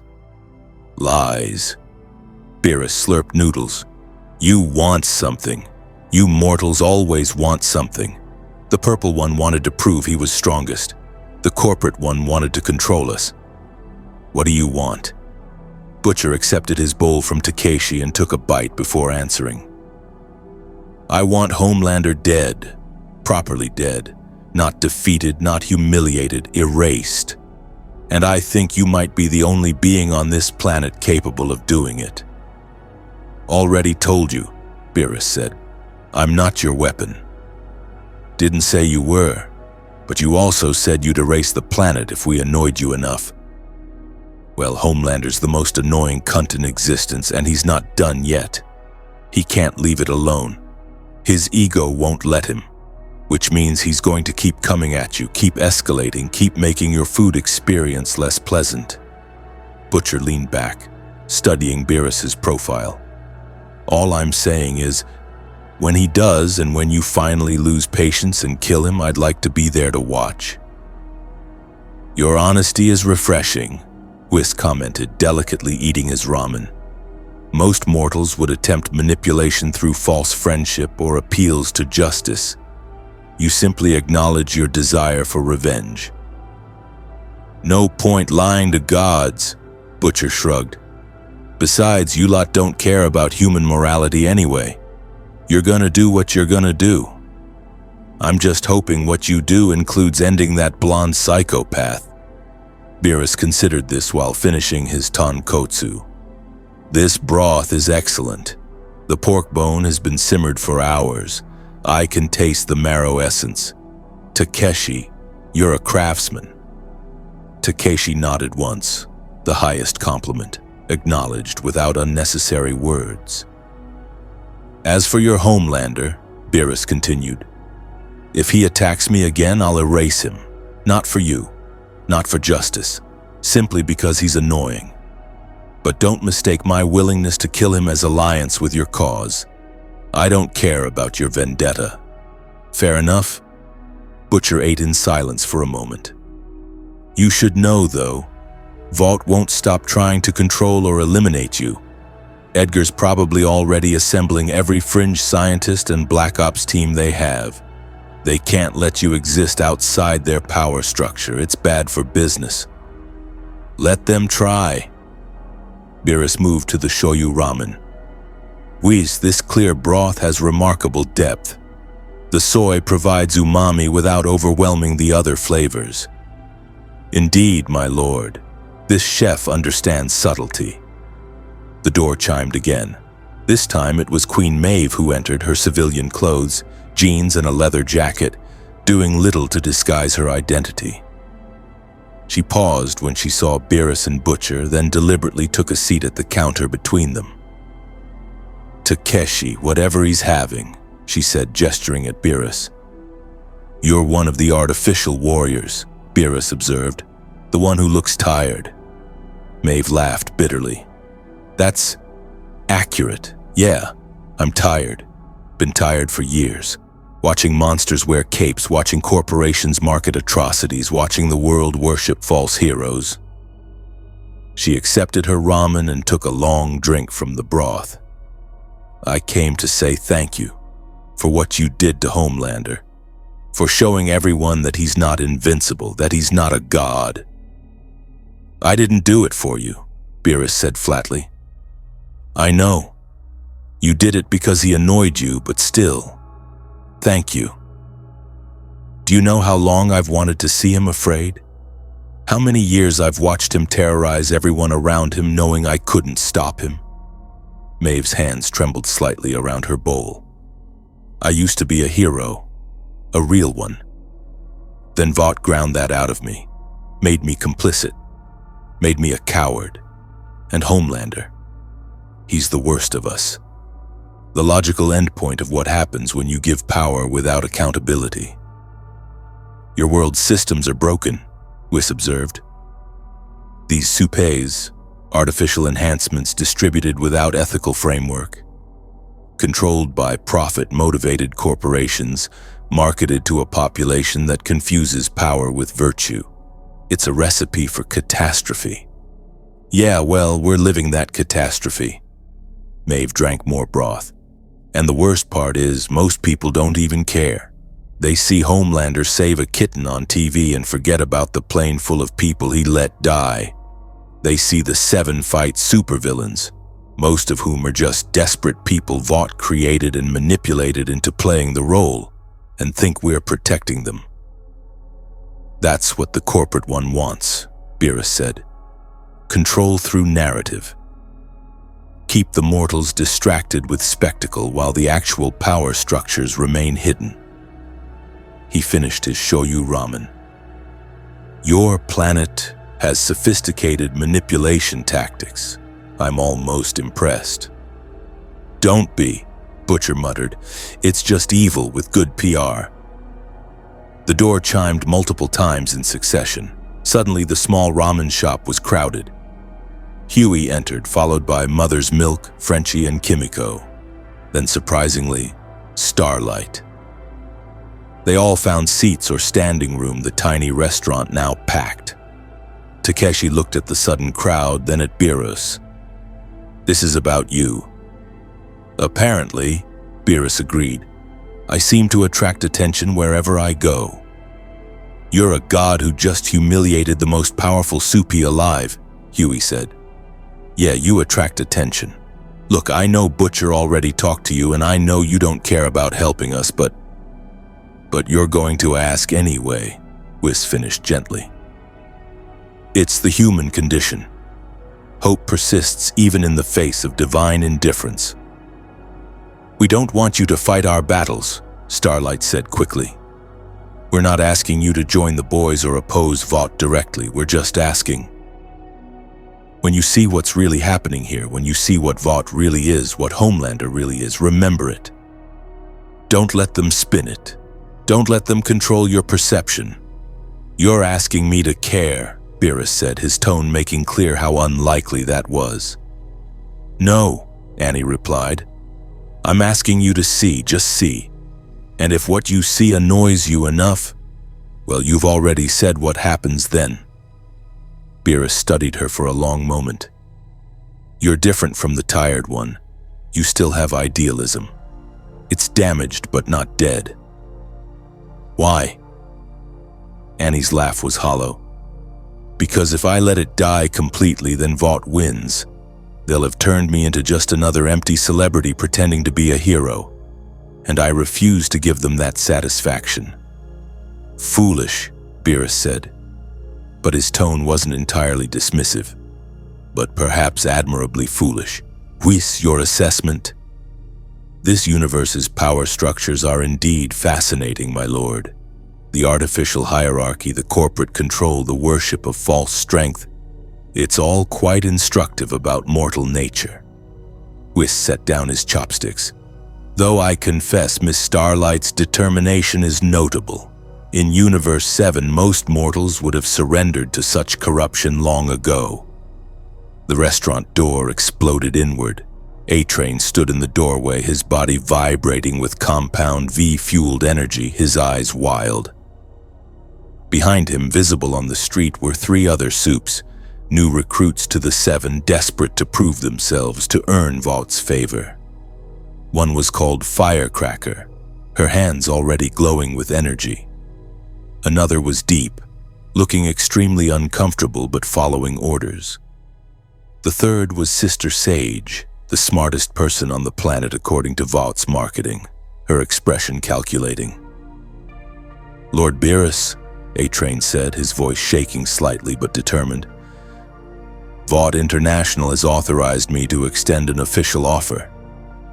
Join the 7, full membership, unlimited resources, whatever you want.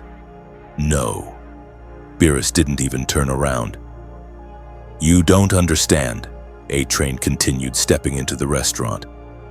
This isn't a request. Vought has determined that your presence represents a Category 5 threat to global stability. You can either join us voluntarily or what? Beerus finally looked over his shoulder. Or you'll force me? You whose teammate I just defeated without effort?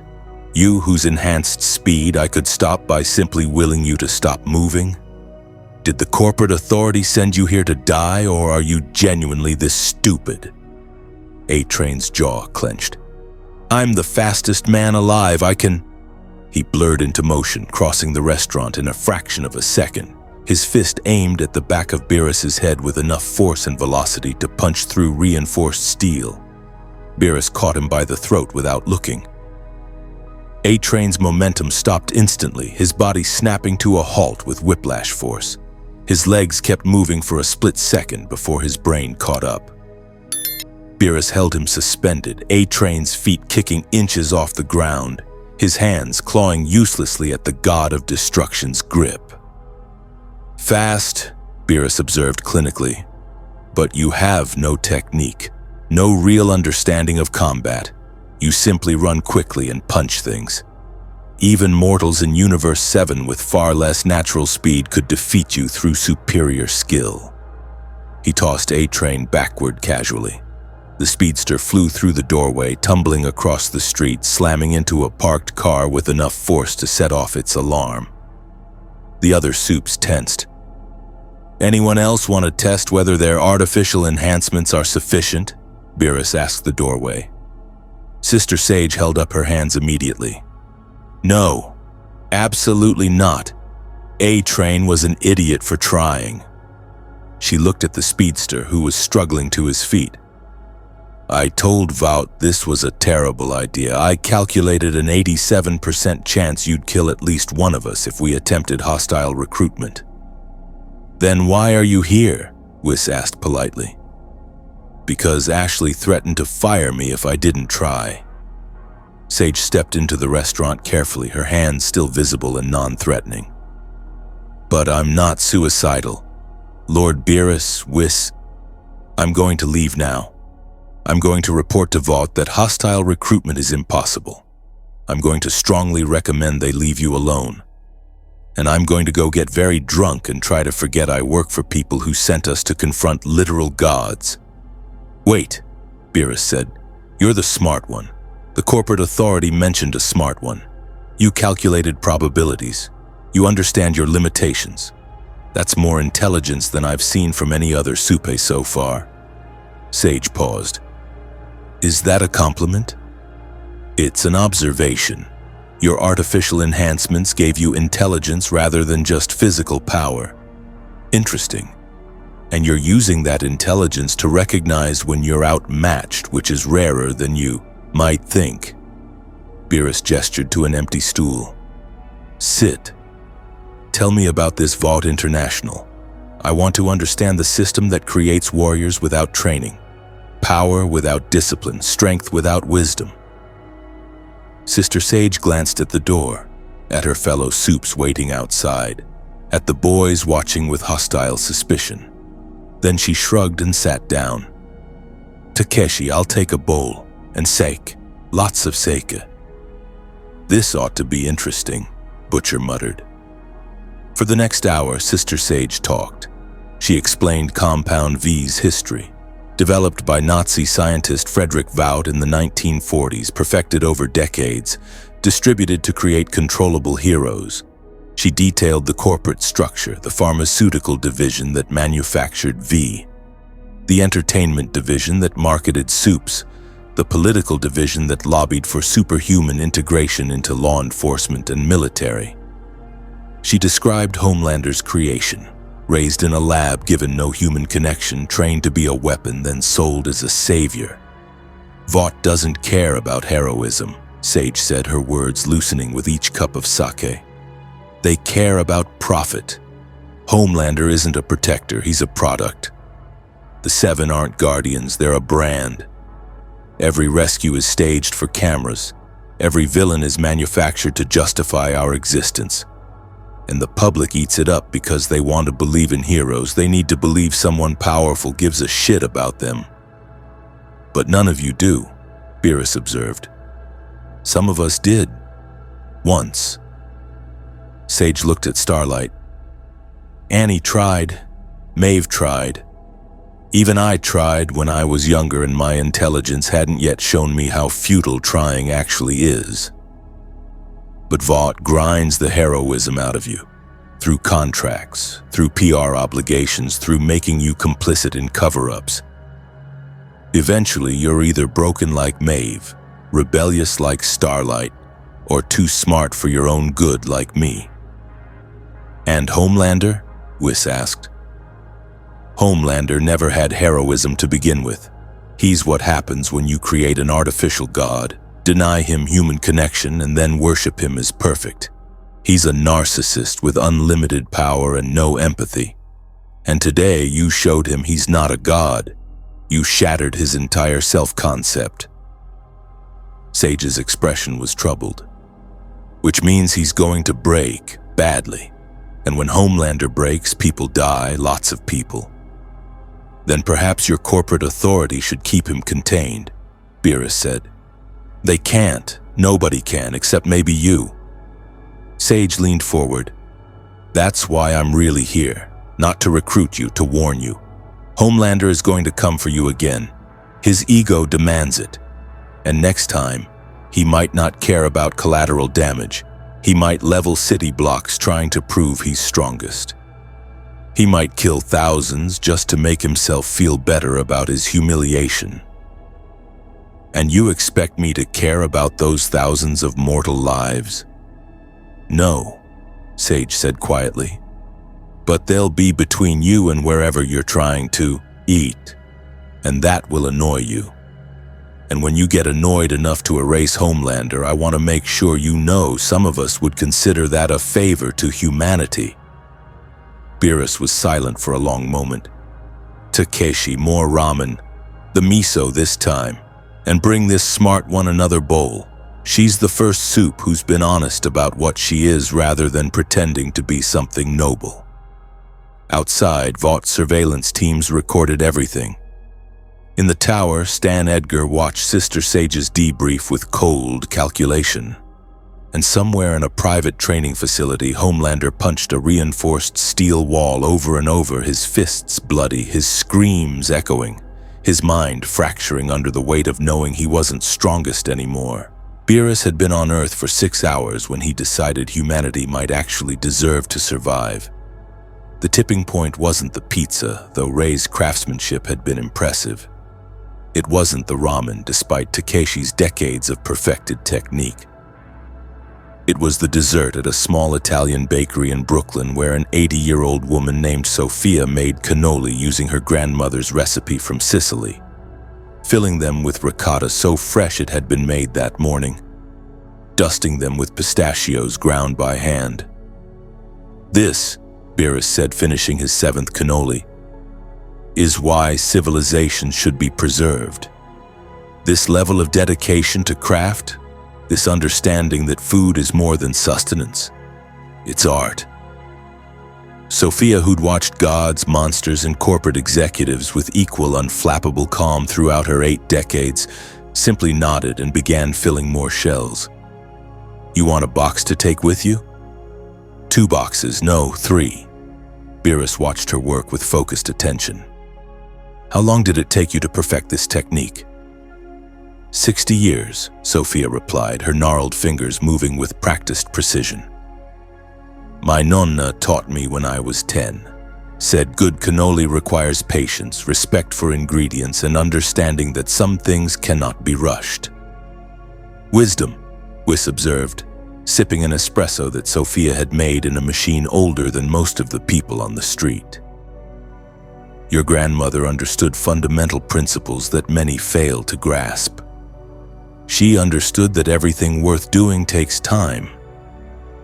Sophia boxed the cannoli carefully, then looked at Beerus directly. "You're this god everyone's talking about, the one who beat up Homelander." "I disciplined him," Beerus corrected, "like one might discipline a misbehaving pet." "Good. That boy needed someone to tell him no." Sophia pushed the boxes across the counter. "No charge. Anyone who appreciates good cannoli that much gets a pass.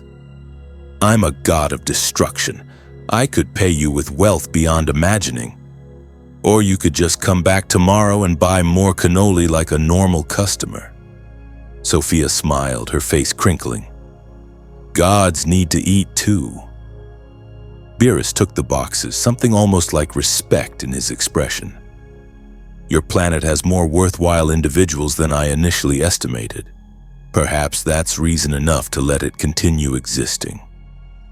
Outside the bakery, the neighborhood had adapted to the presence of divine beings with the peculiar resilience of New Yorkers who'd seen everything. People took photos but maintained distance. Street vendors had set up nearby, selling God of Destruction visited here t-shirts that someone had printed within 3 hours of Beerus's arrival.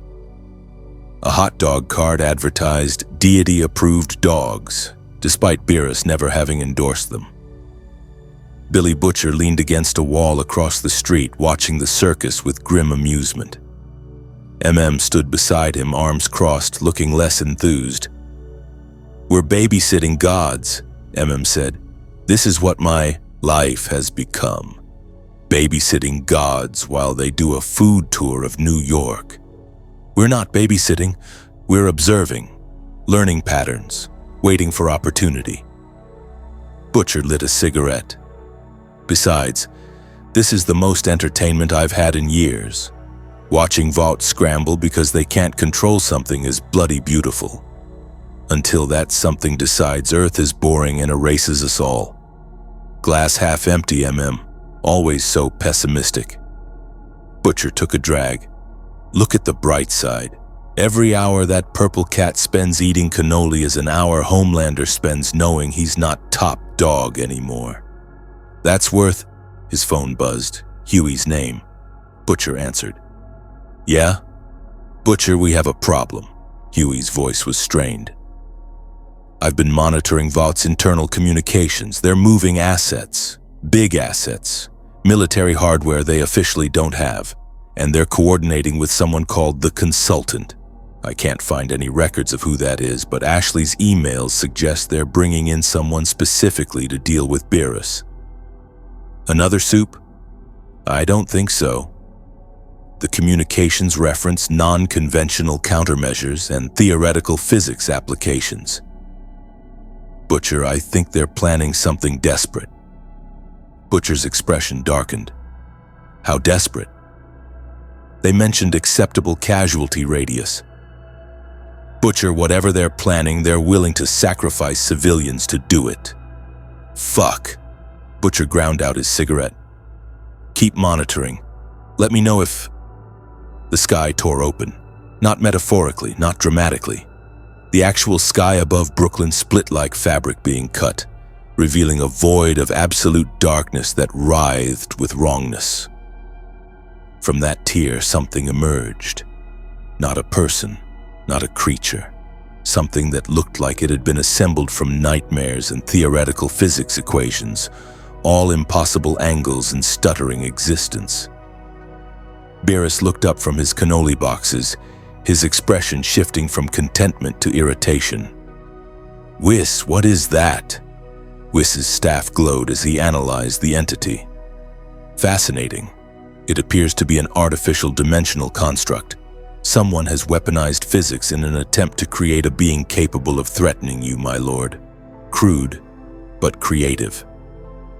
"It's in the way of my dessert," Beerus said flatly. The construct, if it could be called that, focused on Beerus.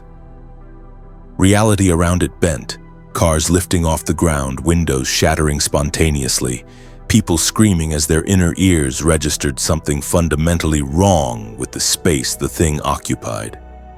When it spoke, the voice came from everywhere and nowhere. Entity designated Beerus. Analysis. Category Omega Threat. Directive neutralize method dimensional expulsion. Oh, for fuck's sake, Butcher breathed. Vought built a reality warping monster. The construct raised what might have been an arm. Space folded. Beerus, still holding his cannoli boxes, felt the pull of dimensional forces trying to tear him from this reality, to cast him into some other plane of existence where he couldn't interfere with Vaught's plans. The pull lasted approximately 1 second before Beerus's aura flared. The dimensional forces shattered like glass. The construct's attempt to expel Beerus from reality simply stopped, failed. The god of destruction stood in the exact same spot, his expression now genuinely angry for the first time since arriving on Earth.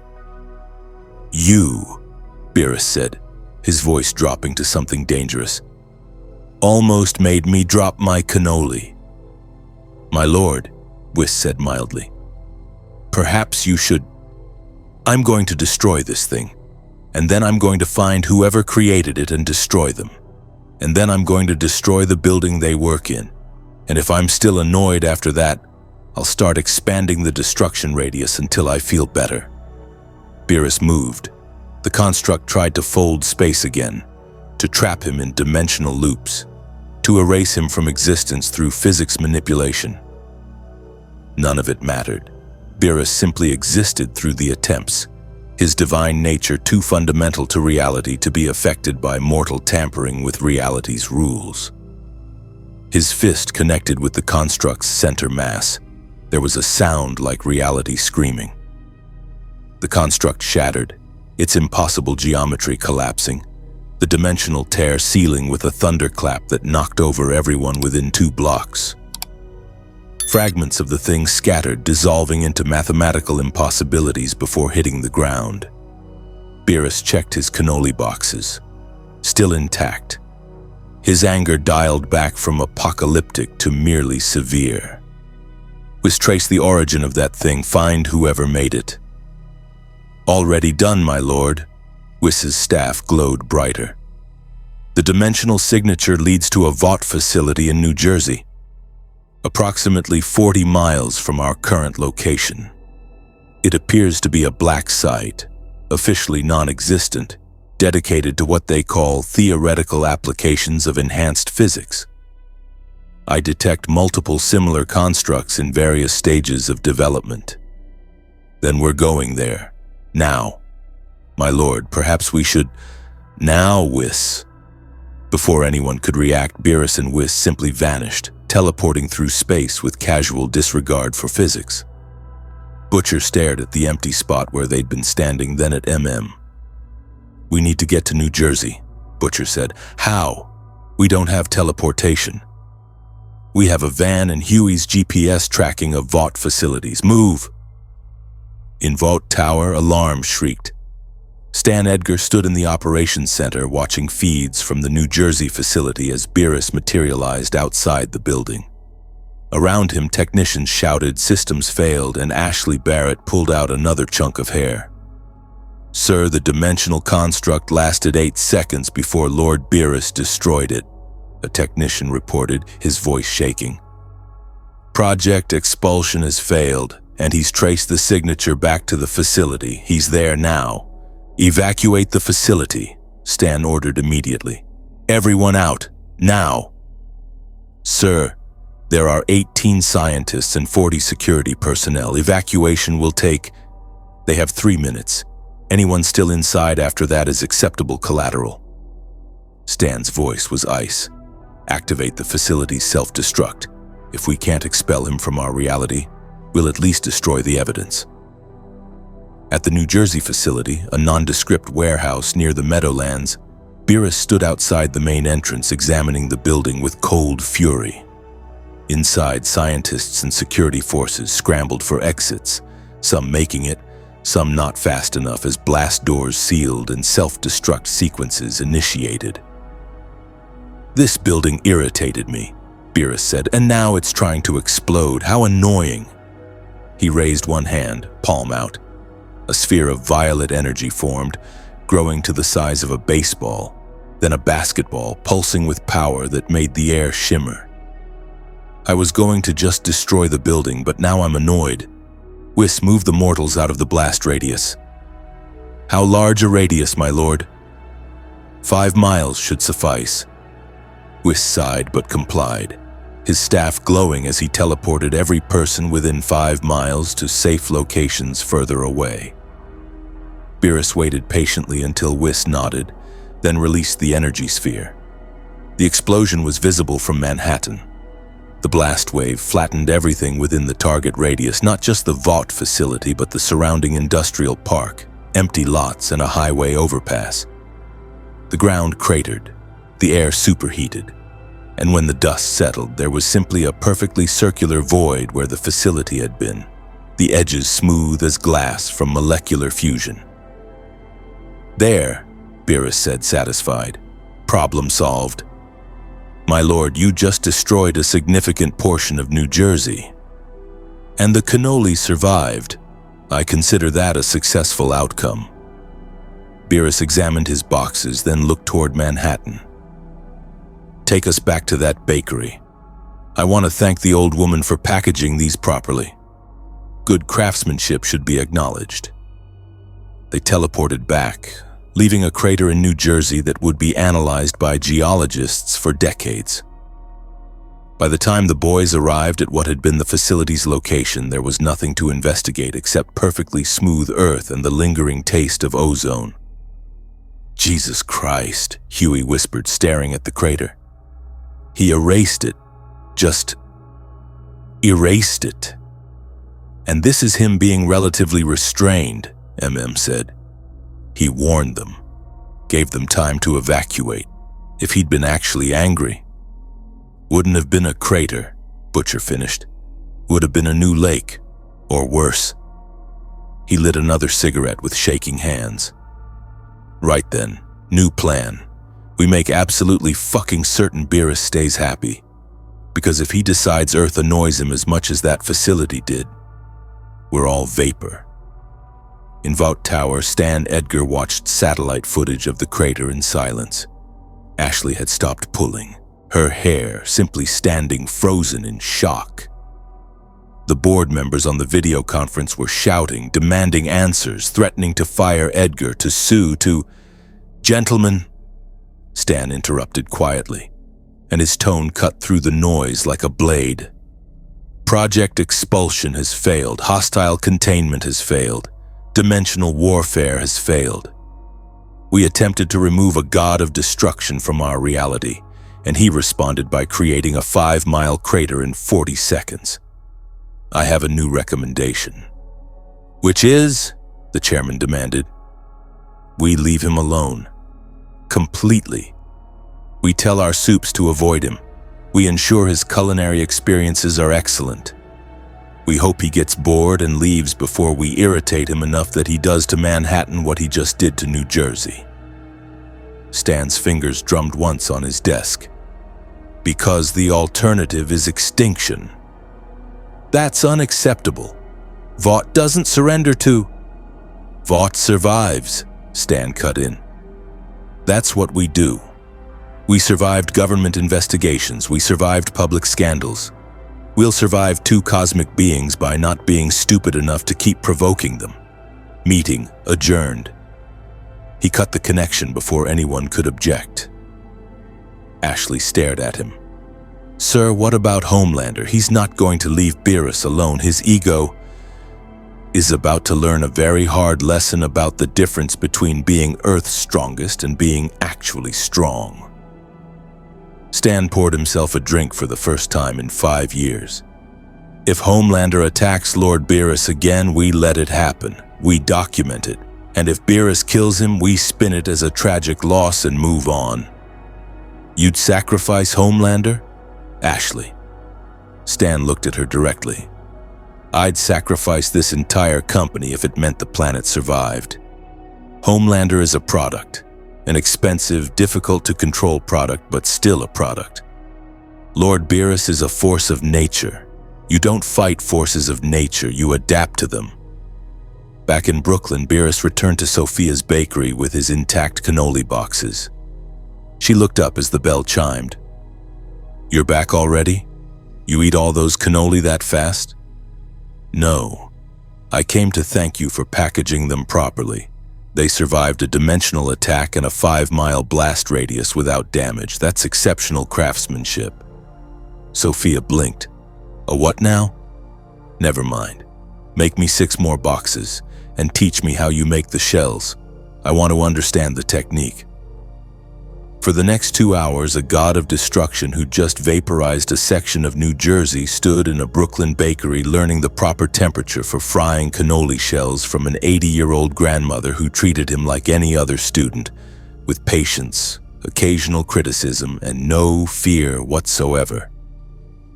Outside, the world processed what had happened. News of the crater spread. Scientists couldn't explain it.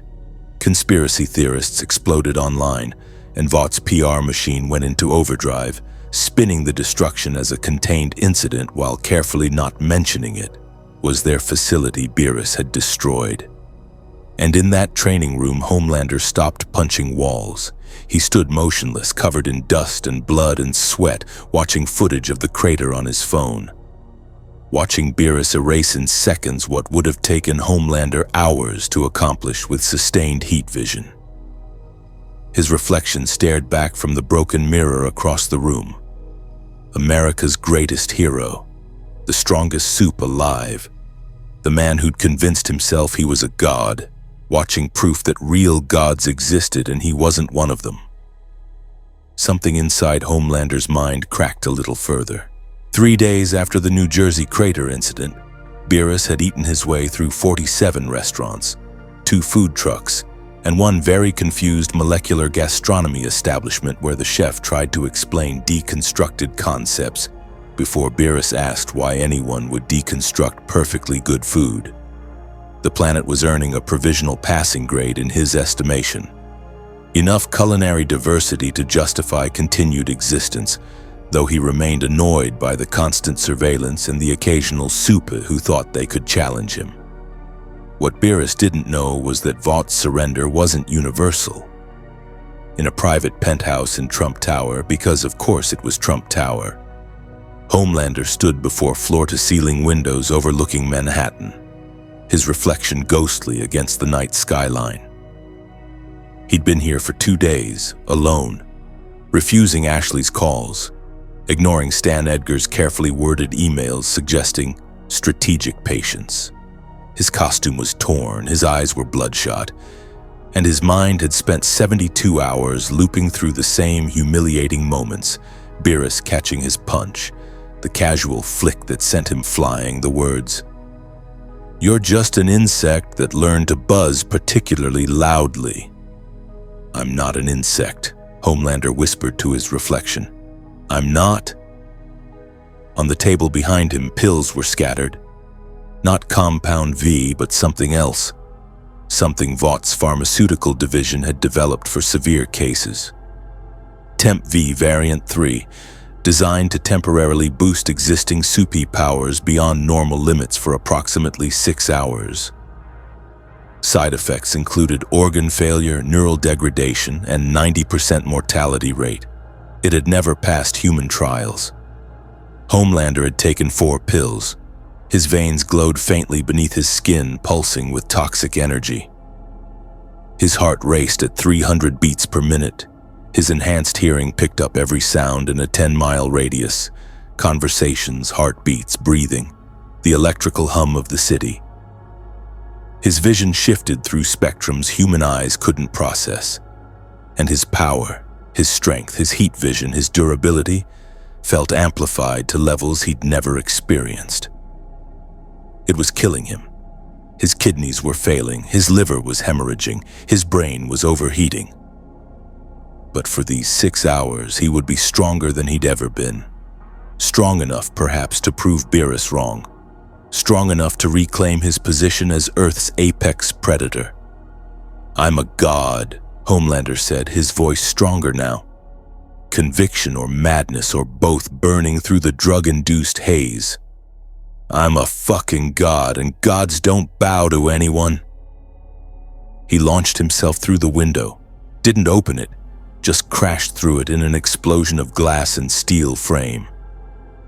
The night air rushed past as he flew toward Brooklyn at speeds that made his previous top velocity look sluggish. Buildings blurred. The sonic boom from his passage shattered windows across 5 blocks. And his eyes glowed with heat vision so intense the air itself ionized around his face. In Sophia's bakery, Beerus was finishing his 3rd espresso of the evening. Sophia had insisted he couldn't properly appreciate cannoli without understanding Italian coffee culture. When Wiss's staff pulsed with warning light. "My lord, the purple one is approaching rapidly, and his energy signature has changed. He's artificially enhanced himself somehow. Currently operating at approximately 300% of his previous power level." Beerus sighed, setting down his cup. "Of course he has." The insect learned nothing. "Sophia, I apologize, but someone annoying is about to interrupt your business again." "The blonde one?" Sophia was already moving toward her back room. "I'll go to the cellar. You break him, you pay for damages." "Fair." Homelander crashed through the bakery's front wall at Mach 2, his entrance devastating. Brick exploded inward, the display cases shattered. Flour and sugar and debris filled the air like smoke, and in the center of the destruction Homelander stood, his body radiating heat distortion, his eyes glowing like miniature suns, his smile wide and utterly broken. "Hello, Beerus," Homelander said, his voice distorted, resonating with unnatural harmonics. "I've been thinking about our last conversation, about how you called me weak, about how you said I was nothing." He took a step forward and the floor cracked under his foot. "I wanted to show you what happens when nothing becomes everything. You took artificial enhancement beyond your body's tolerance," Wiss observed, scanning Homelander with clinical interest. "Fascinating. You're currently dying. I estimate 17 minutes until complete organ failure, but you've temporarily boosted your abilities significantly. A desperate gambit." "Not desperate, determined." Homelander's heat vision activated, twin beams of energy far more intense than before, hot enough to melt tungsten, focused enough to cut through starship hulls. They struck Beerus' center mass with apocalyptic force. Beerus brushed at his chest where the beams hit, as if removing dust. "Slightly warmer than before, still tickles." "Wiss, is this really worth interrupting my coffee for?" "Probably not, my lord, though I am curious how far he'll push himself before his body gives out. It's like watching a mortal challenge physics itself." Homelander screamed, rage and pain and denial all mixed together, and launched himself at Beerus with his enhanced speed. The impact should have destroyed the building, should have created a shockwave that flattened the block, should have been enough to at least make Beerus notice. Beerus caught him by the face with one hand and held him suspended in midair. "No, this is tedious. You artificially boosted your power, sacrificed your life for a temporary edge, and you're still so far beneath me that the comparison is meaningless. It's like an ant taking steroids and challenging a mountain." "I'm not an ant." Homelander's hands clawed at Beerus's wrist, his enhanced strength straining, his bones creaking under the effort. "I'm Homelander. I'm the strongest. I have to be the strongest, because if I'm not, then what am I? What was it all for? The lab, the tests, the isolation, His voice broke.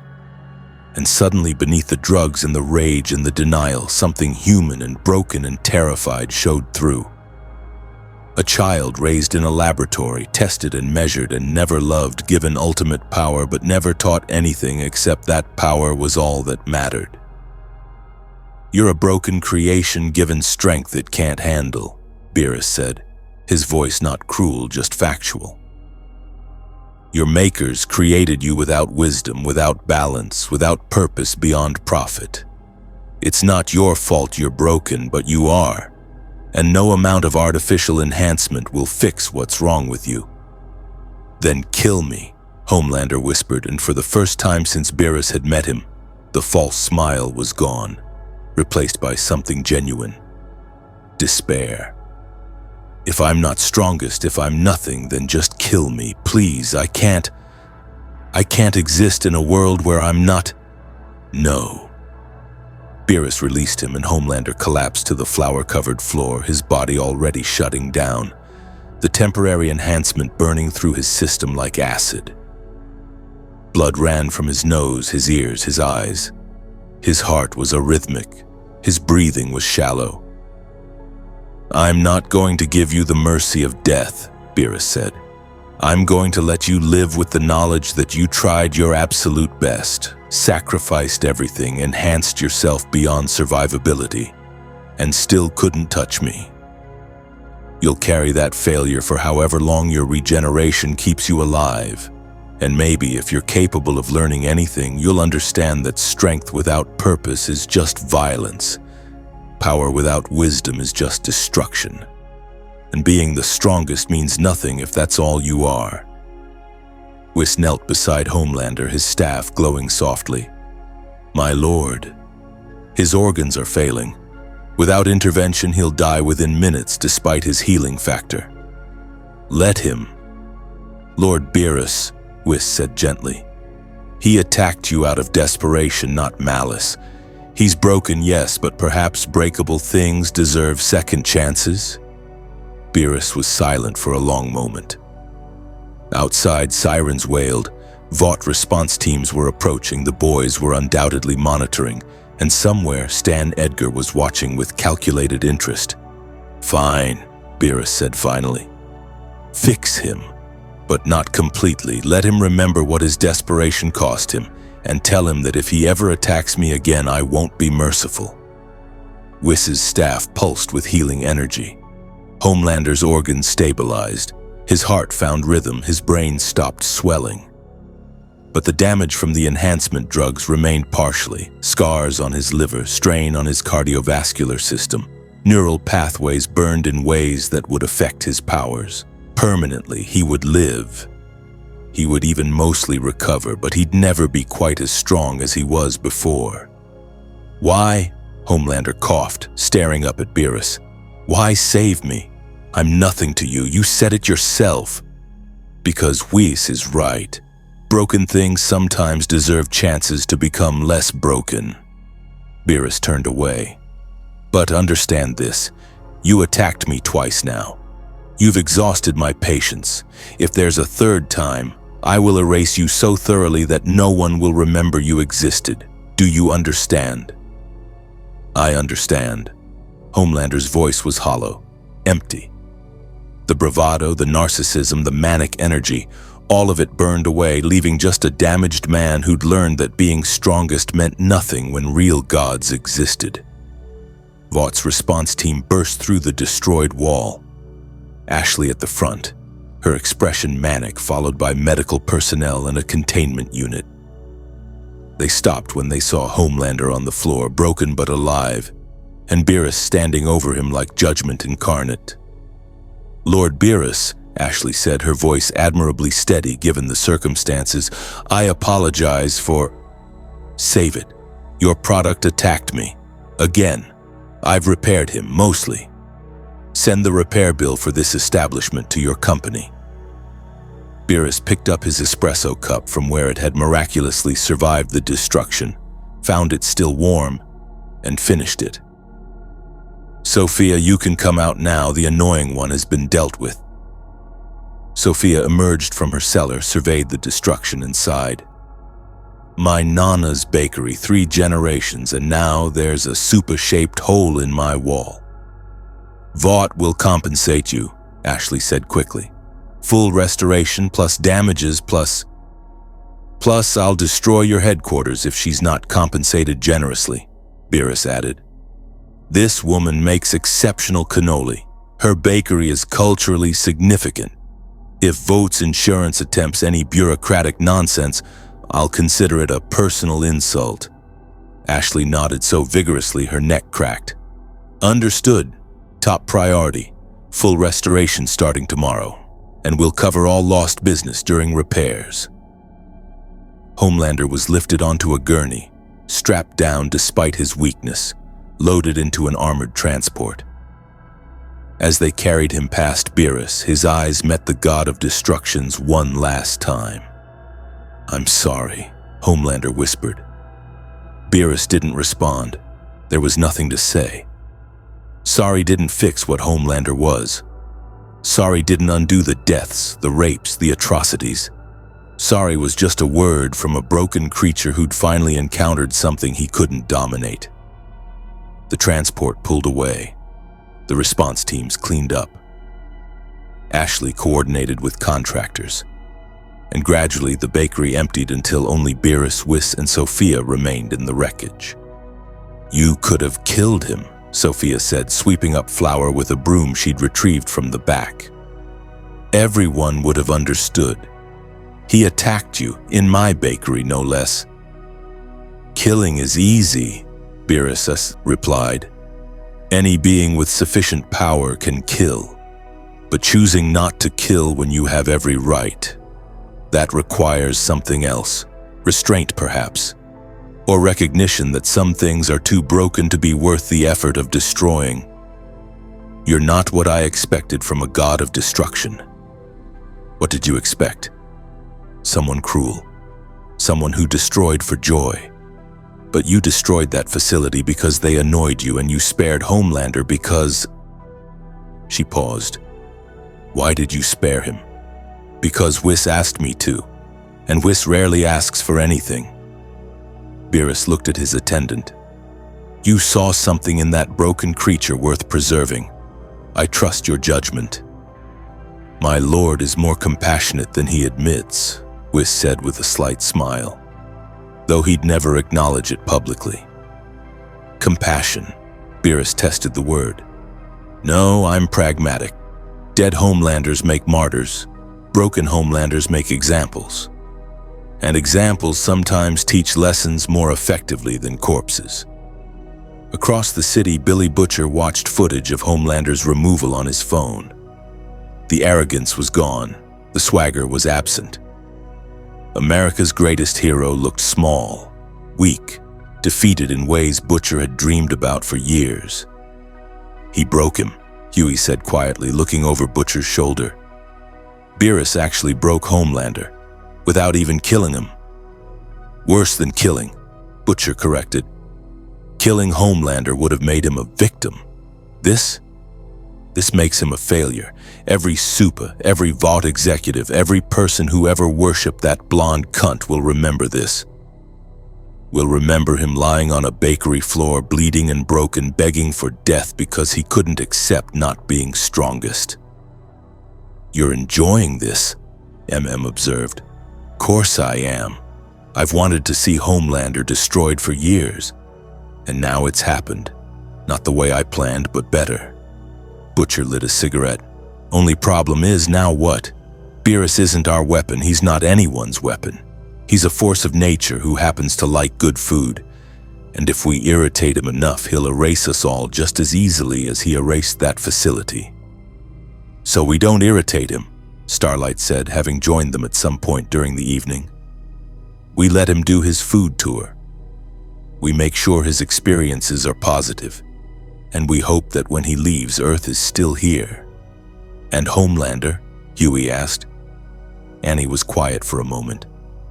"I don't know if what Beerus did was mercy or cruelty, but Homelander's broken now. Really broken. And that scares me more than when he was just evil. Because broken people with power do unpredictable things."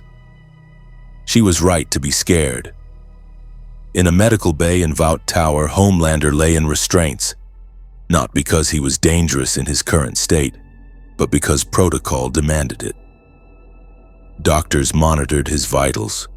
Psychiatrists waited to evaluate his mental state. And Stan Edgar watched through one-way glass, his expression unreadable. Prognosis? Stan asked the head physician. He'll live. Full physical recovery within a week, though his baseline strength has decreased by approximately 15%.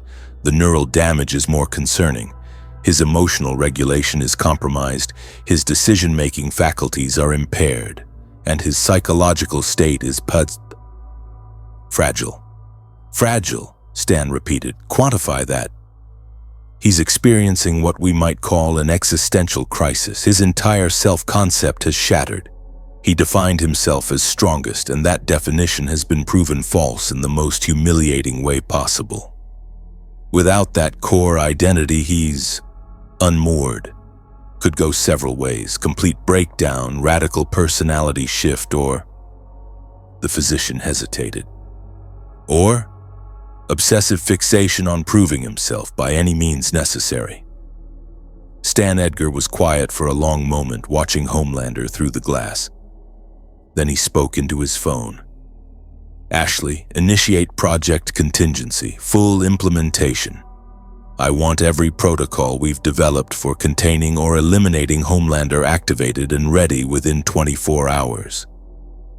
Sir, that project was theoretical. We've never had Homelander broken before. We've never had him this unpredictable, and we've never had beings present who could erase him if he becomes too much of a liability. Stan's voice was ice. Homelander is no longer an asset.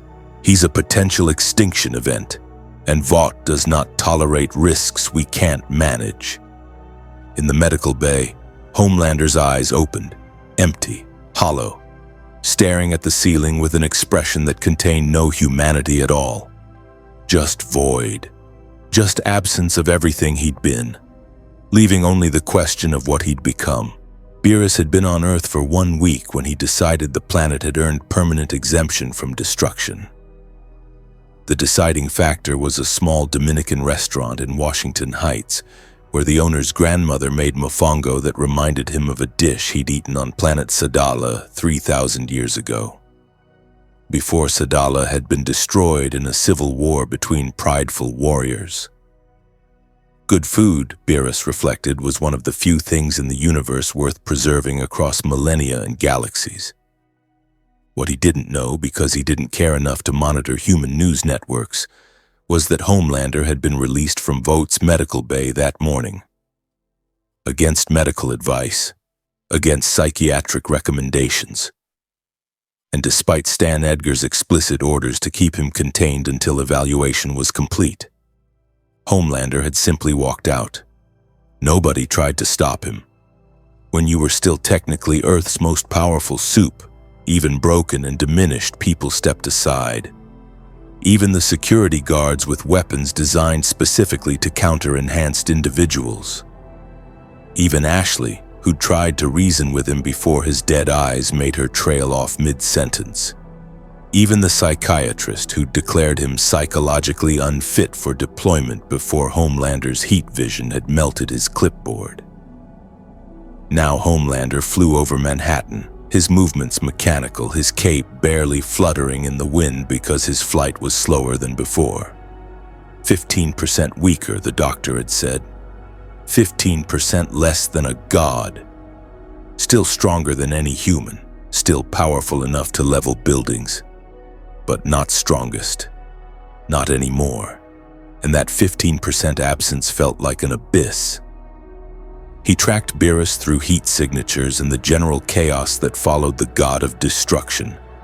Crowds gathering, news helicopters circling, social media exploding with locations. Currently in Washington Heights. Currently eating, always eating, the purple creature that had destroyed everything Homelander was, reduced to a tourist with expensive taste. I could kill him, Homelander whispered to himself, hovering 3,000 feet above the city.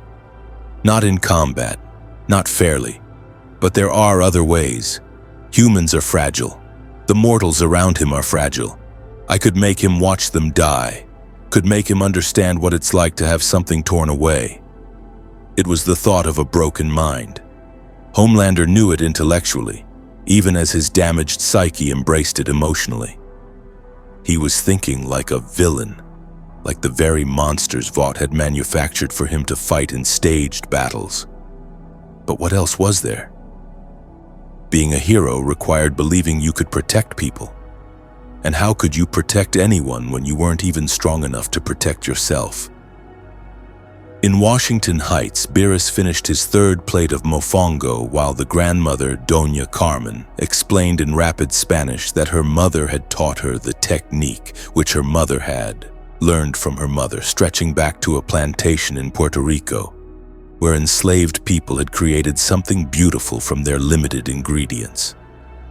Resilience in food form, Wiss translated, his Spanish apparently flawless.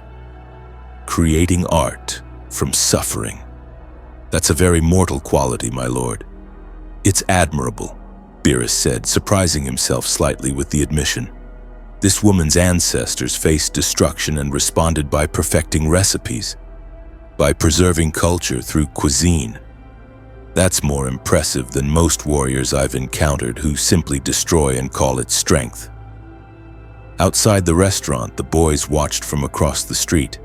They'd been following Beerus's food tour all week, not interfering, just observing, documenting. Waiting to see if the god of destruction would eventually tire of Earth and leave, or decide he liked it enough to stay, or grow annoyed enough to erase them all. He's been here 7 days, said, checking his watch. No incidents since Homelander. Vought's given him a wide berth. Maybe this works out. Maybe he just leaves peacefully once Wiss fixes that staff. Or maybe something else happens, Butcher said, his eyes on the sky. Because that's Homelander up there, I can see him. 3,000 feet, hovering like a vulture. Huey followed his gaze, squinting. You can see him from here? Binoculars, genius. Butcher lowered them. And his body language is wrong. He's not patrolling. He's not doing PR, he's hunting. We need to warn Beerus, Starlight said immediately. Why? Butcher's smile was cold. Let it play out. Either Homelander's learned his lesson and fucks off, or he tries again and Beerus actually kills him this time. Either way, we win. People could die, Annie protested. If they fight here in this neighborhood, people die every day because of soups. At least this way, maybe the worst soup dies with them. Butcher's voice was harsh. I'm done pretending we can save everyone, Starlight. I'm done pretending there's a clean solution. Sometimes you just have to let monsters fight monsters and hope your monster wins. Beerus isn't our monster. No, he's worse. He's a force of nature who happens to be temporarily on our side by accident. Butcher raised the binoculars again. And Homelander's descending, slowly, trying to be stealthy. This is happening whether we warn anyone or not. Inside the restaurant, Wiss's staff pulsed softly. My lord, the Purple One is approaching again. He's attempting to mask his presence, but his energy signature is distinctive. I told him what would happen if he attacked me again, Beerus said, not looking up from his food. If he's that eager to be erased from existence, I suppose I should accommodate him. My lord, perhaps. Wiss paused, his expression shifting to something concerned. That's odd. He's not approaching this building, he's targeting those structures.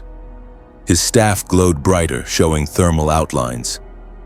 Apartment buildings, residential, heavily occupied.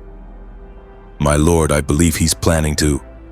The building 3 blocks away exploded, not from bombs, not from weapons, from Homelander's heat vision sustained and focused on structural supports until the entire 20-story apartment complex collapsed in on itself. Dust and debris erupted outward, screams filled the air. And in the chaos, Homelander's voice boomed across the neighborhood, amplified somehow, carrying over the destruction. Beerus! You said you'd kill me if I attacked you again. But what if I don't attack you? What if I attack them? Another building exploded, different block. Same result. Residential collapse, people dying, dust clouds rising like funeral shrouds. Homelander was methodically destroying occupied buildings, his damaged mind following broken logic. If he couldn't hurt Beerus directly, he'd hurt what Beerus was protecting. Except Beerus wasn't protecting anything. Homelander was just killing people for no reason except his shattered ego couldn't accept irrelevance.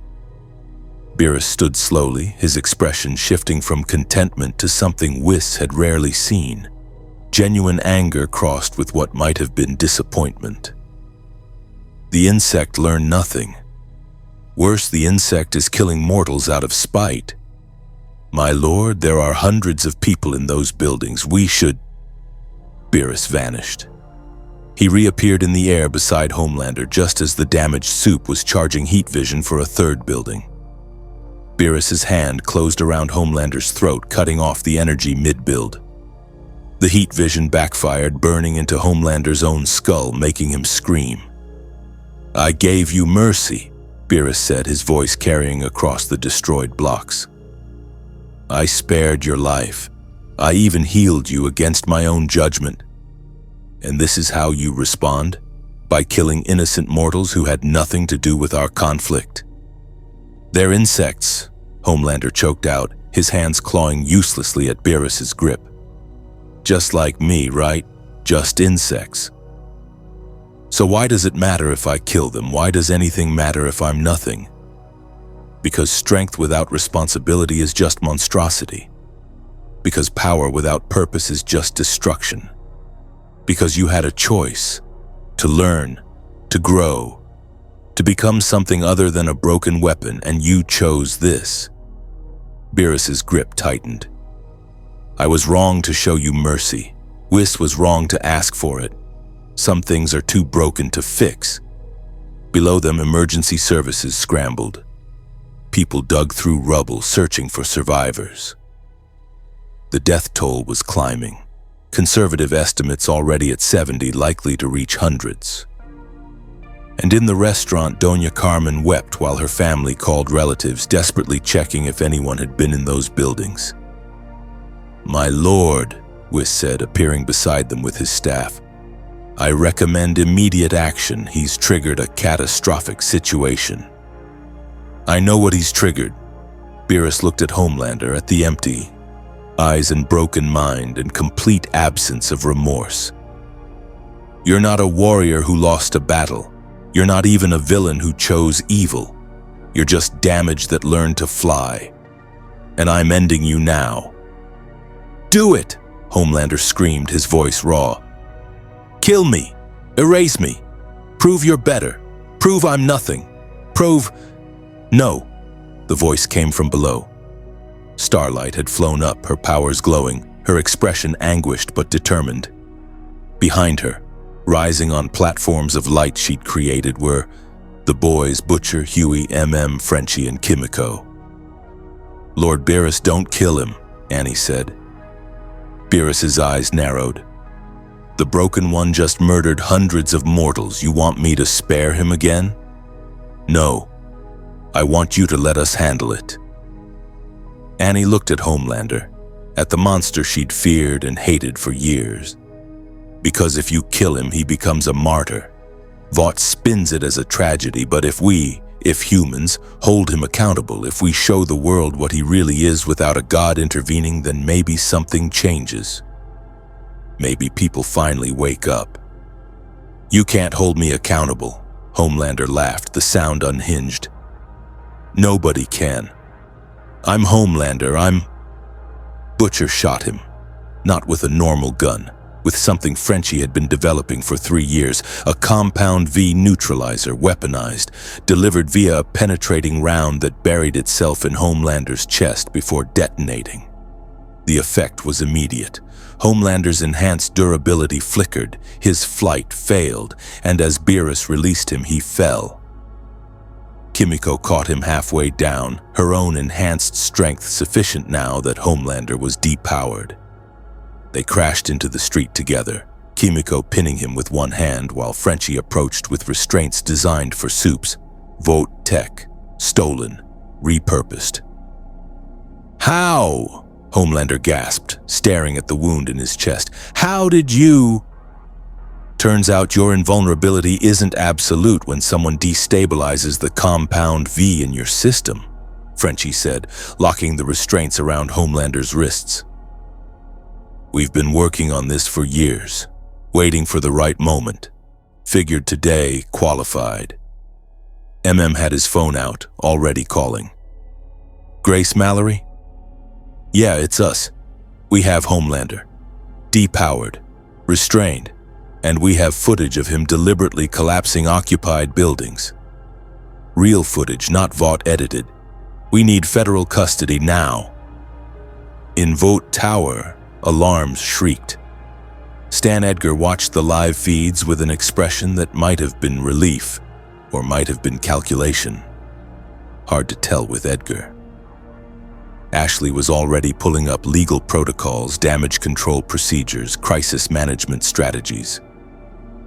Sir, Homelander has been neutralized by the boys. His powers are destabilized. Federal authorities are en route. What are our orders? Stan Edgar was silent for a long moment, then, let him go. Sir, Homelander just committed mass murder on live television, in front of witnesses with no plausible deniability. The footage is already spreading. We can't spin this. We can't control this. And honestly, Stan's voice carried something that might have been exhaustion. I'm tired of trying. Let the federal government have him. Let the courts deal with him. Let him be someone else's problem. Vought will survive. We always do. In Washington Heights, Beerus descended to the street where the boys had Homelander restrained. The depowered soup looked up at the god of destruction with eyes that were somehow both empty and desperate. You were right, Homelander whispered. I'm nothing. I was always nothing. Just a lab experiment who learned to fly. No, Beerus said quietly. You were something. You had power. You had potential. You could have chosen to be worthy of that power. Instead, you chose to be this. A broken creature that kills innocence when its ego is wounded. That's worse than being nothing. That's choosing to be a monster. Federal vehicles arrived. Black SUVs with government plates, agents with weapons and protocols designed for Supe containment. Grace Mallory emerged from the lead vehicle, her expression grim as she surveyed the destruction and the depowered soup in restraints. The boys, she said, approaching Butcher, you actually did it. We had help, Butcher acknowledged, glancing at Beerus, but yeah, we fucking did it. Homelander, you're under arrest for mass murder, terrorism, and about 50 other charges that'll keep federal prosecutors busy for years. Mallory nodded to her agents who took custody of Homelander from the boys. We'll need statements from all of you, and from you, Lord Beerus, if you're willing. I'm not involved in mortal legal proceedings, Beerus said flatly. The Broken One attacked me, failed, then killed your people out of spite. That's all you need to know. Now, if you'll excuse me, my meal was interrupted and I'm still hungry. He turned to leave, Whis falling into step beside him. But Starlight called out, Wait. Lord Beerus, thank you for not killing him yourself, for giving us the chance to do this properly. Beerus glanced back. I didn't do it for you. I did it because your speech was mildly interesting. You wanted accountability? Fine. Handle it. Prove that mortals can police their own monsters instead of relying on gods. But understand something. This was a courtesy, not a pattern. The next threat I encounter, I'll handle my way. They walked back toward the restaurant, leaving the boys and federal agents to process Homelander's arrest. Emergency services continued searching rubble. News helicopters captured everything, and across every screen worldwide, the footage spread. Homelander deliberately destroying buildings, killing hundreds, getting depowered and arrested by the very people he'd terrorized for years. Vought's stock price began to collapse within minutes. Protests erupted outside corporate headquarters. Compound V's public perception, already damaged, shifted from miraculous to monstrous. And in cities across America, people looked at their local soups with new suspicion, new fear, new questions about who was actually protecting whom. In the restaurant, Doña Carmen had stopped crying. She looked up as Beerus and Weiss returned, her eyes red but her voice steady. Those buildings. My niece lived in one. My nephew's family, they're searching now, but... Where? Beerus asked. She told him which building. Beerus nodded once to Weiss, who raised his staff. Time reversed, not for the entire area, that would be too disruptive, but for those specific buildings. 3 minutes back, before the heat vision, before the collapse, before the deaths. The structures reassembled, concrete and steel flowing backward into original form. And the people who'd been inside, who'd been falling or crushed or dying, found themselves suddenly standing in intact apartments, confused but alive. I told you I wouldn't erase the planet if the food was good, Beerus said to Doña Carmen. Your food was excellent. Consider this payment for an interrupted meal. He sat back down and continued eating as if he hadn't just casually violated causality to save hundreds of lives. Outside, emergency workers stared in confusion at buildings that were suddenly intact. Survivors emerged, dazed, comparing notes about what they remembered versus what was real. And theologians would debate for decades whether what happened was miracle, divine intervention, or proof that gods operated outside mortal concepts of physics and morality. Butcher watched the buildings reassemble from down the block, his cigarette falling from his lips. He just fixed it. Fixed everything, brought them back. Not everything, corrected quietly. Homelander still killed them. The trauma still exists. The intent still matters. Beerus just gave them a second chance at surviving it. Still more than most gods would do, Huey said. They were right about that. But Beerus wasn't listening to their analysis. He was focused on his meal, on Doña Carmen's technique, on the way suffering could be transformed into something sustaining if approached with enough care and generosity. It was, he reflected, the most divine thing mortals did. Creating beauty from pain, culture from oppression, community from isolation. Maybe that was why some planets deserved to survive. 2 weeks after Homelander's arrest, Beerus sat on the roof of the Chrysler building where he'd first arrived, eating what he'd declared the definitive ranking meal of Earth's cuisine. Before him, arranged on a table that Weiss had materialized from somewhere, were 50 dishes representing the best of what the planet offered. Ray's pizza, Takeshi's ramen, Sophia's cannoli, Doña Carmen's mofongo, Peking duck from Chinatown, Ethiopian injera from Harlem, Texas brisket flown in from Austin, fresh sushi from Tsukiji-trained chefs, French pastries, Indian curry, Mexican mole, Brazilian feijoada, and dozens more. This planet, Beerus said, sampling a perfect gyro from a Greek restaurant in Queens, has earned permanent preservation status. The culinary diversity alone justifies continued existence.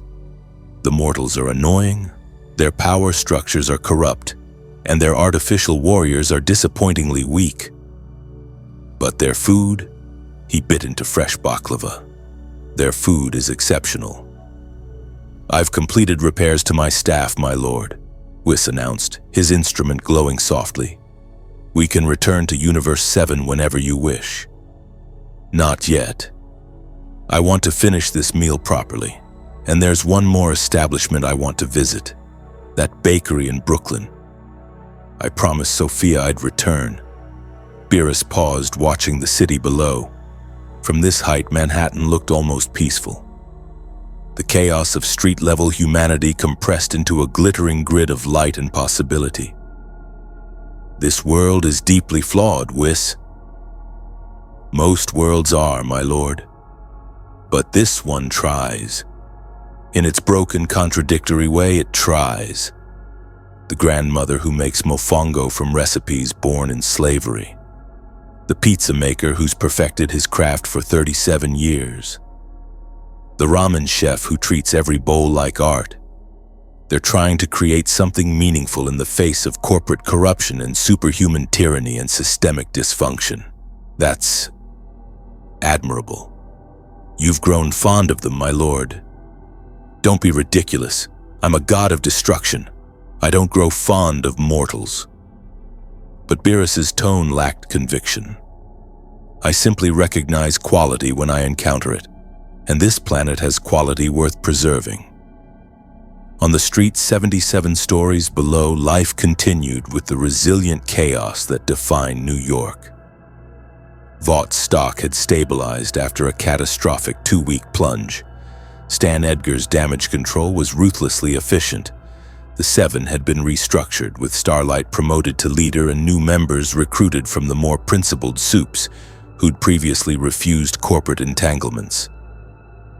Compound V remained legal but faced new regulations, new oversight, new public scrutiny that actually had teeth for the first time. And Homelander sat in a federal supermax facility designed specifically for depowered soups, facing trial on 417 charges of murder, terrorism, conspiracy, and crimes against humanity. His powers remained suppressed by a compound V inhibitor that Frenchie's research had perfected. His lawyer was attempting an insanity defense. The prosecution had footage of him deliberately collapsing buildings. It wasn't going well for America's former greatest hero.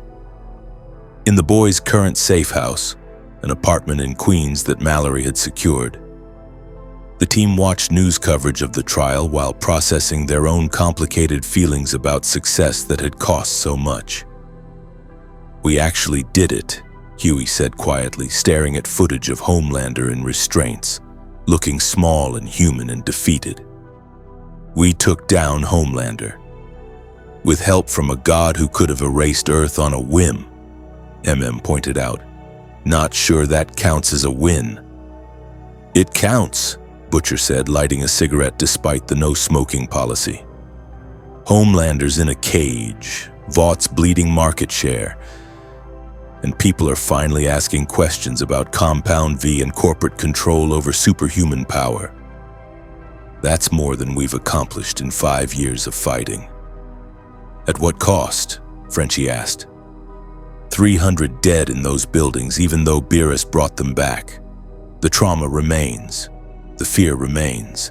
And Beerus made very clear, if we annoy him, he'll destroy us all. We traded one monster for another. "Beerus isn't a monster," Starlight said from the doorway. She'd been doing interviews all morning. New Seven leader, reformed hero, the face of post-Homelander superhuman ethics. She looked exhausted.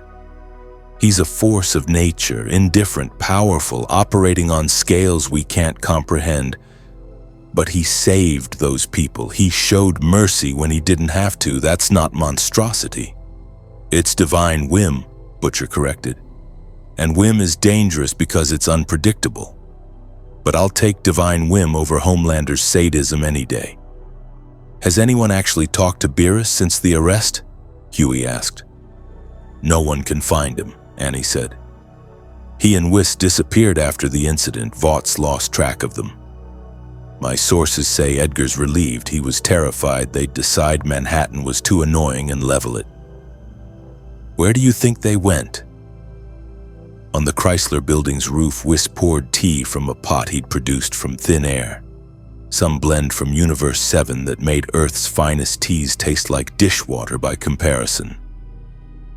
"My lord, I've been monitoring this planet's communications. The artificial warrior you disciplined is facing something called justice. The mortals are attempting to hold him accountable through their legal systems. Will it work? Probably not to their satisfaction. The corruption runs deep, but they're trying, which is more than many civilizations manage." Whis sipped his tea. "You reversed time to save those mortals. That was kind, my lord. I was hungry and they were in my way.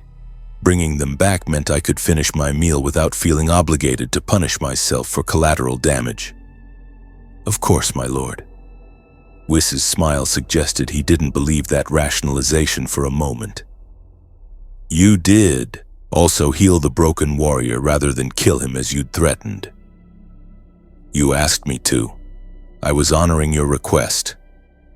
And you designated this planet for permanent preservation despite its inhabitants being, as you've noted repeatedly, annoying. The food justifies it. Naturally, Wiss set down his cup. My lord, permission to speak freely? Beerus sighed. You're going to anyway. You've changed in the time we've been here. When we arrived, you threatened to destroy the planet for inadequate pizza. Now you're reversing time to save mortals, showing mercy to broken warriors and engaging in philosophical discussions with grandmothers about resilience and culture. That's growth, my lord. It's pragmatism. This planet has culinary value, therefore I'm ensuring its continued survival by addressing threats to its stability. Homelander was destabilizing. Now he's contained. Simple cause and effect. If you say so, my lord. They sat in comfortable silence, watching the sun set over Manhattan. Below, the city's lights began to glow. Millions of individual lives, each one temporary and fragile and utterly convinced of their own significance. From a divine perspective, they were insects. But insects, Beerus had learned, could create remarkable things when given sufficient time and motivation. My lord, we should visit that bakery before we depart, Wiss said eventually. You did promise Sophia you'd return. Fine, but after that we're leaving. I've spent enough time on this planet. Universe 7 requires a god of destruction's attention, and I've been neglecting my duties for Earth cuisine. They teleported directly into Sophia's rebuilt bakery. Vought had expedited the restoration with enough funding to modernize the entire building while maintaining its historical character. Sophia looked up from her counter as they materialized, showing no surprise whatsoever. You're back. Good. I made extra cannoli. Figured you'd show up eventually. She began boxing them without being asked. You leaving now? Going back to wherever gods go when they're done slumming with mortals? We're returning to our own universe, yes. Beerus accepted the boxes. Your planet has been educational. Educational, Sophia laughed. That's one way to describe the chaos you caused. Homelander's in prison. Vaught's restructuring. The whole superhero industry is being investigated, and you call it educational. I didn't cause the chaos, I simply revealed what was already broken. Your corporate structures, your artificial warriors, your worship of false heroes. All of that existed before I arrived. I just made it impossible to ignore. Fair enough. Sophia wiped down her counter, her movements practiced and efficient. You gonna come back? Check on us mortals. Make sure we're not destroying ourselves. No. I'm a god of destruction, not a babysitter. If your planet survives or collapses, that's the result of your own choices, though. Beerus paused, considering. If you continue producing food of this quality, I might visit occasionally, perhaps once every few decades, to sample new developments in your culinary arts. I'll be dead in a few decades. Then someone else will make cannoli, or they won't, and I'll destroy the planet for allowing such craftsmanship to vanish. Either way, that's future me's problem. Sophia smiled, and it was the smile of someone who'd seen 80 years of humanity's capacity for both beauty and horror, who'd lost and survived and continued creating art from flour and ricotta despite everything. You're not as scary as you pretend to be, you know. Underneath the God of Destruction act, you're just someone who appreciates good food and gets annoyed when people waste their potential. Your perception is flawed, maybe. But I've been reading people for 8 decades, And you, Lord Beerus, are a softy who hides behind divine indifference because actually caring about mortals would compromise your job performance. She handed him an extra box. For your trip home. And if you do come back in a few decades, try the new place opening next month. Vietnamese bakery. The owner's grandmother has a recipe for banh mi that I think even a god would appreciate. Beerus took the extra box, his expression unreadable. Then he did something he'd done for exactly 3 mortals in his entire existence as a god of destruction.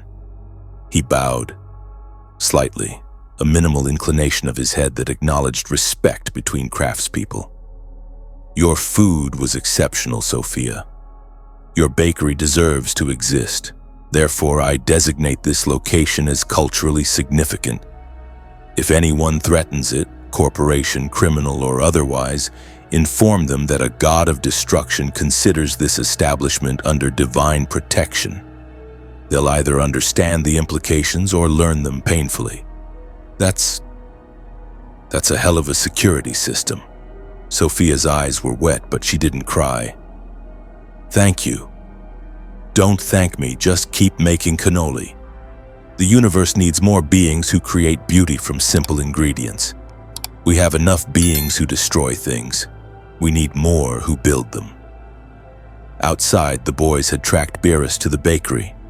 They stood on the street watching through the window as the god of destruction who'd nearly destroyed Earth, who'd humiliated Homelander, who'd created a crater in New Jersey, engaged in what appeared to be a genuine conversation with an 80-year-old woman about pastries and cultural preservation. He's leaving, Huey said quietly. After everything, he's just leaving. That's what gods do, MM replied. They show up, change everything, then fuck off to wherever gods go, leaving us to deal with the aftermath.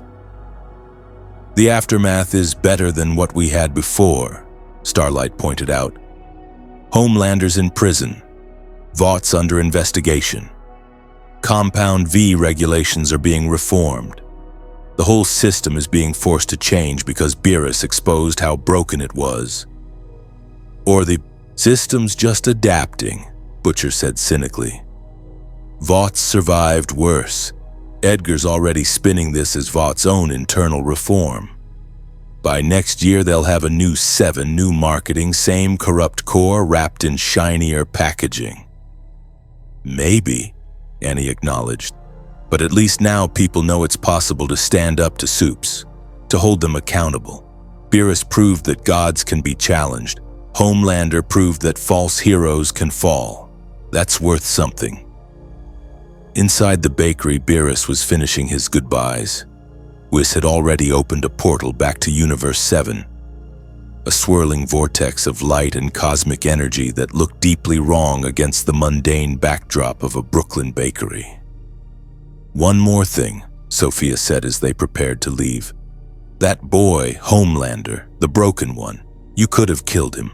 Probably should have. Why didn't you? Beerus was silent for a moment. Because killing him would have been mercy. And he didn't deserve mercy. He deserved to live with his failures, his limitations, his understanding that he was never what he pretended to be. Death is easy.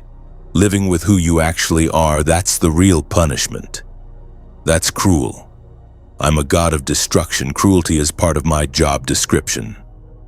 No, Sophia said firmly. Destruction is your job. Cruelty is a choice, and you chose to let that boy live so he could maybe, possibly, eventually learn to be better. That's not cruelty, that's hope, even if you won't admit it. Beerus didn't respond. He simply stepped through the portal, Whis following with his staff, the cosmic gateway closing behind them with a sound like reality sighing. The bakery was suddenly empty of gods, returning to mundane normality. Just an old woman, her cannoli, and the knowledge that sometimes divinity visited and chose not to destroy. On the Chrysler Building's roof where Beerus had first arrived and where he'd held his ranking meal, a small plaque appeared. No one saw it materialize. No construction crew installed it. It simply existed, bolted to the Art Deco spire with cosmic permanence. Here arrived Beerus, god of destruction, who judged Earth's cuisine worthy and granted preservation. May this world continue creating beauty from simple ingredients below the plaque, in smaller text that Beerus would deny writing. P.S. Keep the pizza quality consistent or I'll reconsider my decision. In Universe 7, on the planet where gods dwelt, Beerus and Whis returned to their temple. The god of destruction settled into his usual spot, surrounded by the familiar comfort of his own dimension, his own reality, his own cosmic responsibilities. "That was an interesting detour, my lord," Whis said, preparing tea. 12 universes, infinite worlds, and you found one with food impressive enough to earn permanent preservation. The food was adequate, exceptional in some cases, that's all. Beerus bit into one of Sophia's cannoli. "Though I admit that universe's mortals were more complex than I initially assessed, deeply flawed, systematically broken, but capable of creating beauty despite, or perhaps because of, their suffering. Will you really visit again in a few decades? Maybe, if I remember, if I'm bored, if Whis's staff malfunctions again in that direction." Beerus finished the cannoli. "Or if I hear their culinary arts have declined, someone needs to ensure they maintain standards." "Of course, my lord, purely for quality control purposes." "Exactly." They sat in comfortable silence, gods at rest, while far away in another universe entirely, Earth continued spinning. Homelander's trial proceeded. Vought adapted and survived. The boys planned their next move against corporate corruption. And millions of ordinary people made food, raised families, created art, and lived their brief, fragile lives with the dignity of beings who'd been judged by a god and found worth preserving. Some things couldn't be fixed, not the trauma of those who'd suffered under soup tyranny, not the corruption embedded in Vaught's structure, not the fundamental inequality between powered and powerless beings. But some things could be changed, challenged, reformed through pressure and persistence and the occasional intervention by a purple cat god who cared more about food than philosophy but couldn't help noticing when mortals were trying to create something meaningful. Earth had been judged, and Earth had passed. For now, that was enough. In the months following Beerus and Whis's departure, Earth's superhuman landscape transformed in ways both subtle and profound. Homelander's trial became the longest and most watched legal proceeding in history. 14 days of testimony, evidence, and the systematic dismantling of Vaught's carefully constructed mythology. The jury deliberated for 6 hours before returning guilty verdicts on all counts. He was sentenced to 17 consecutive life sentences in a facility where compound Vi inhibitors would suppress his powers permanently. Vought International survived but diminished. Stan Edgar retired voluntarily before the board could force him out, replaced by leadership that promised reform while carefully preserving the corporate structures that generated billions in profit.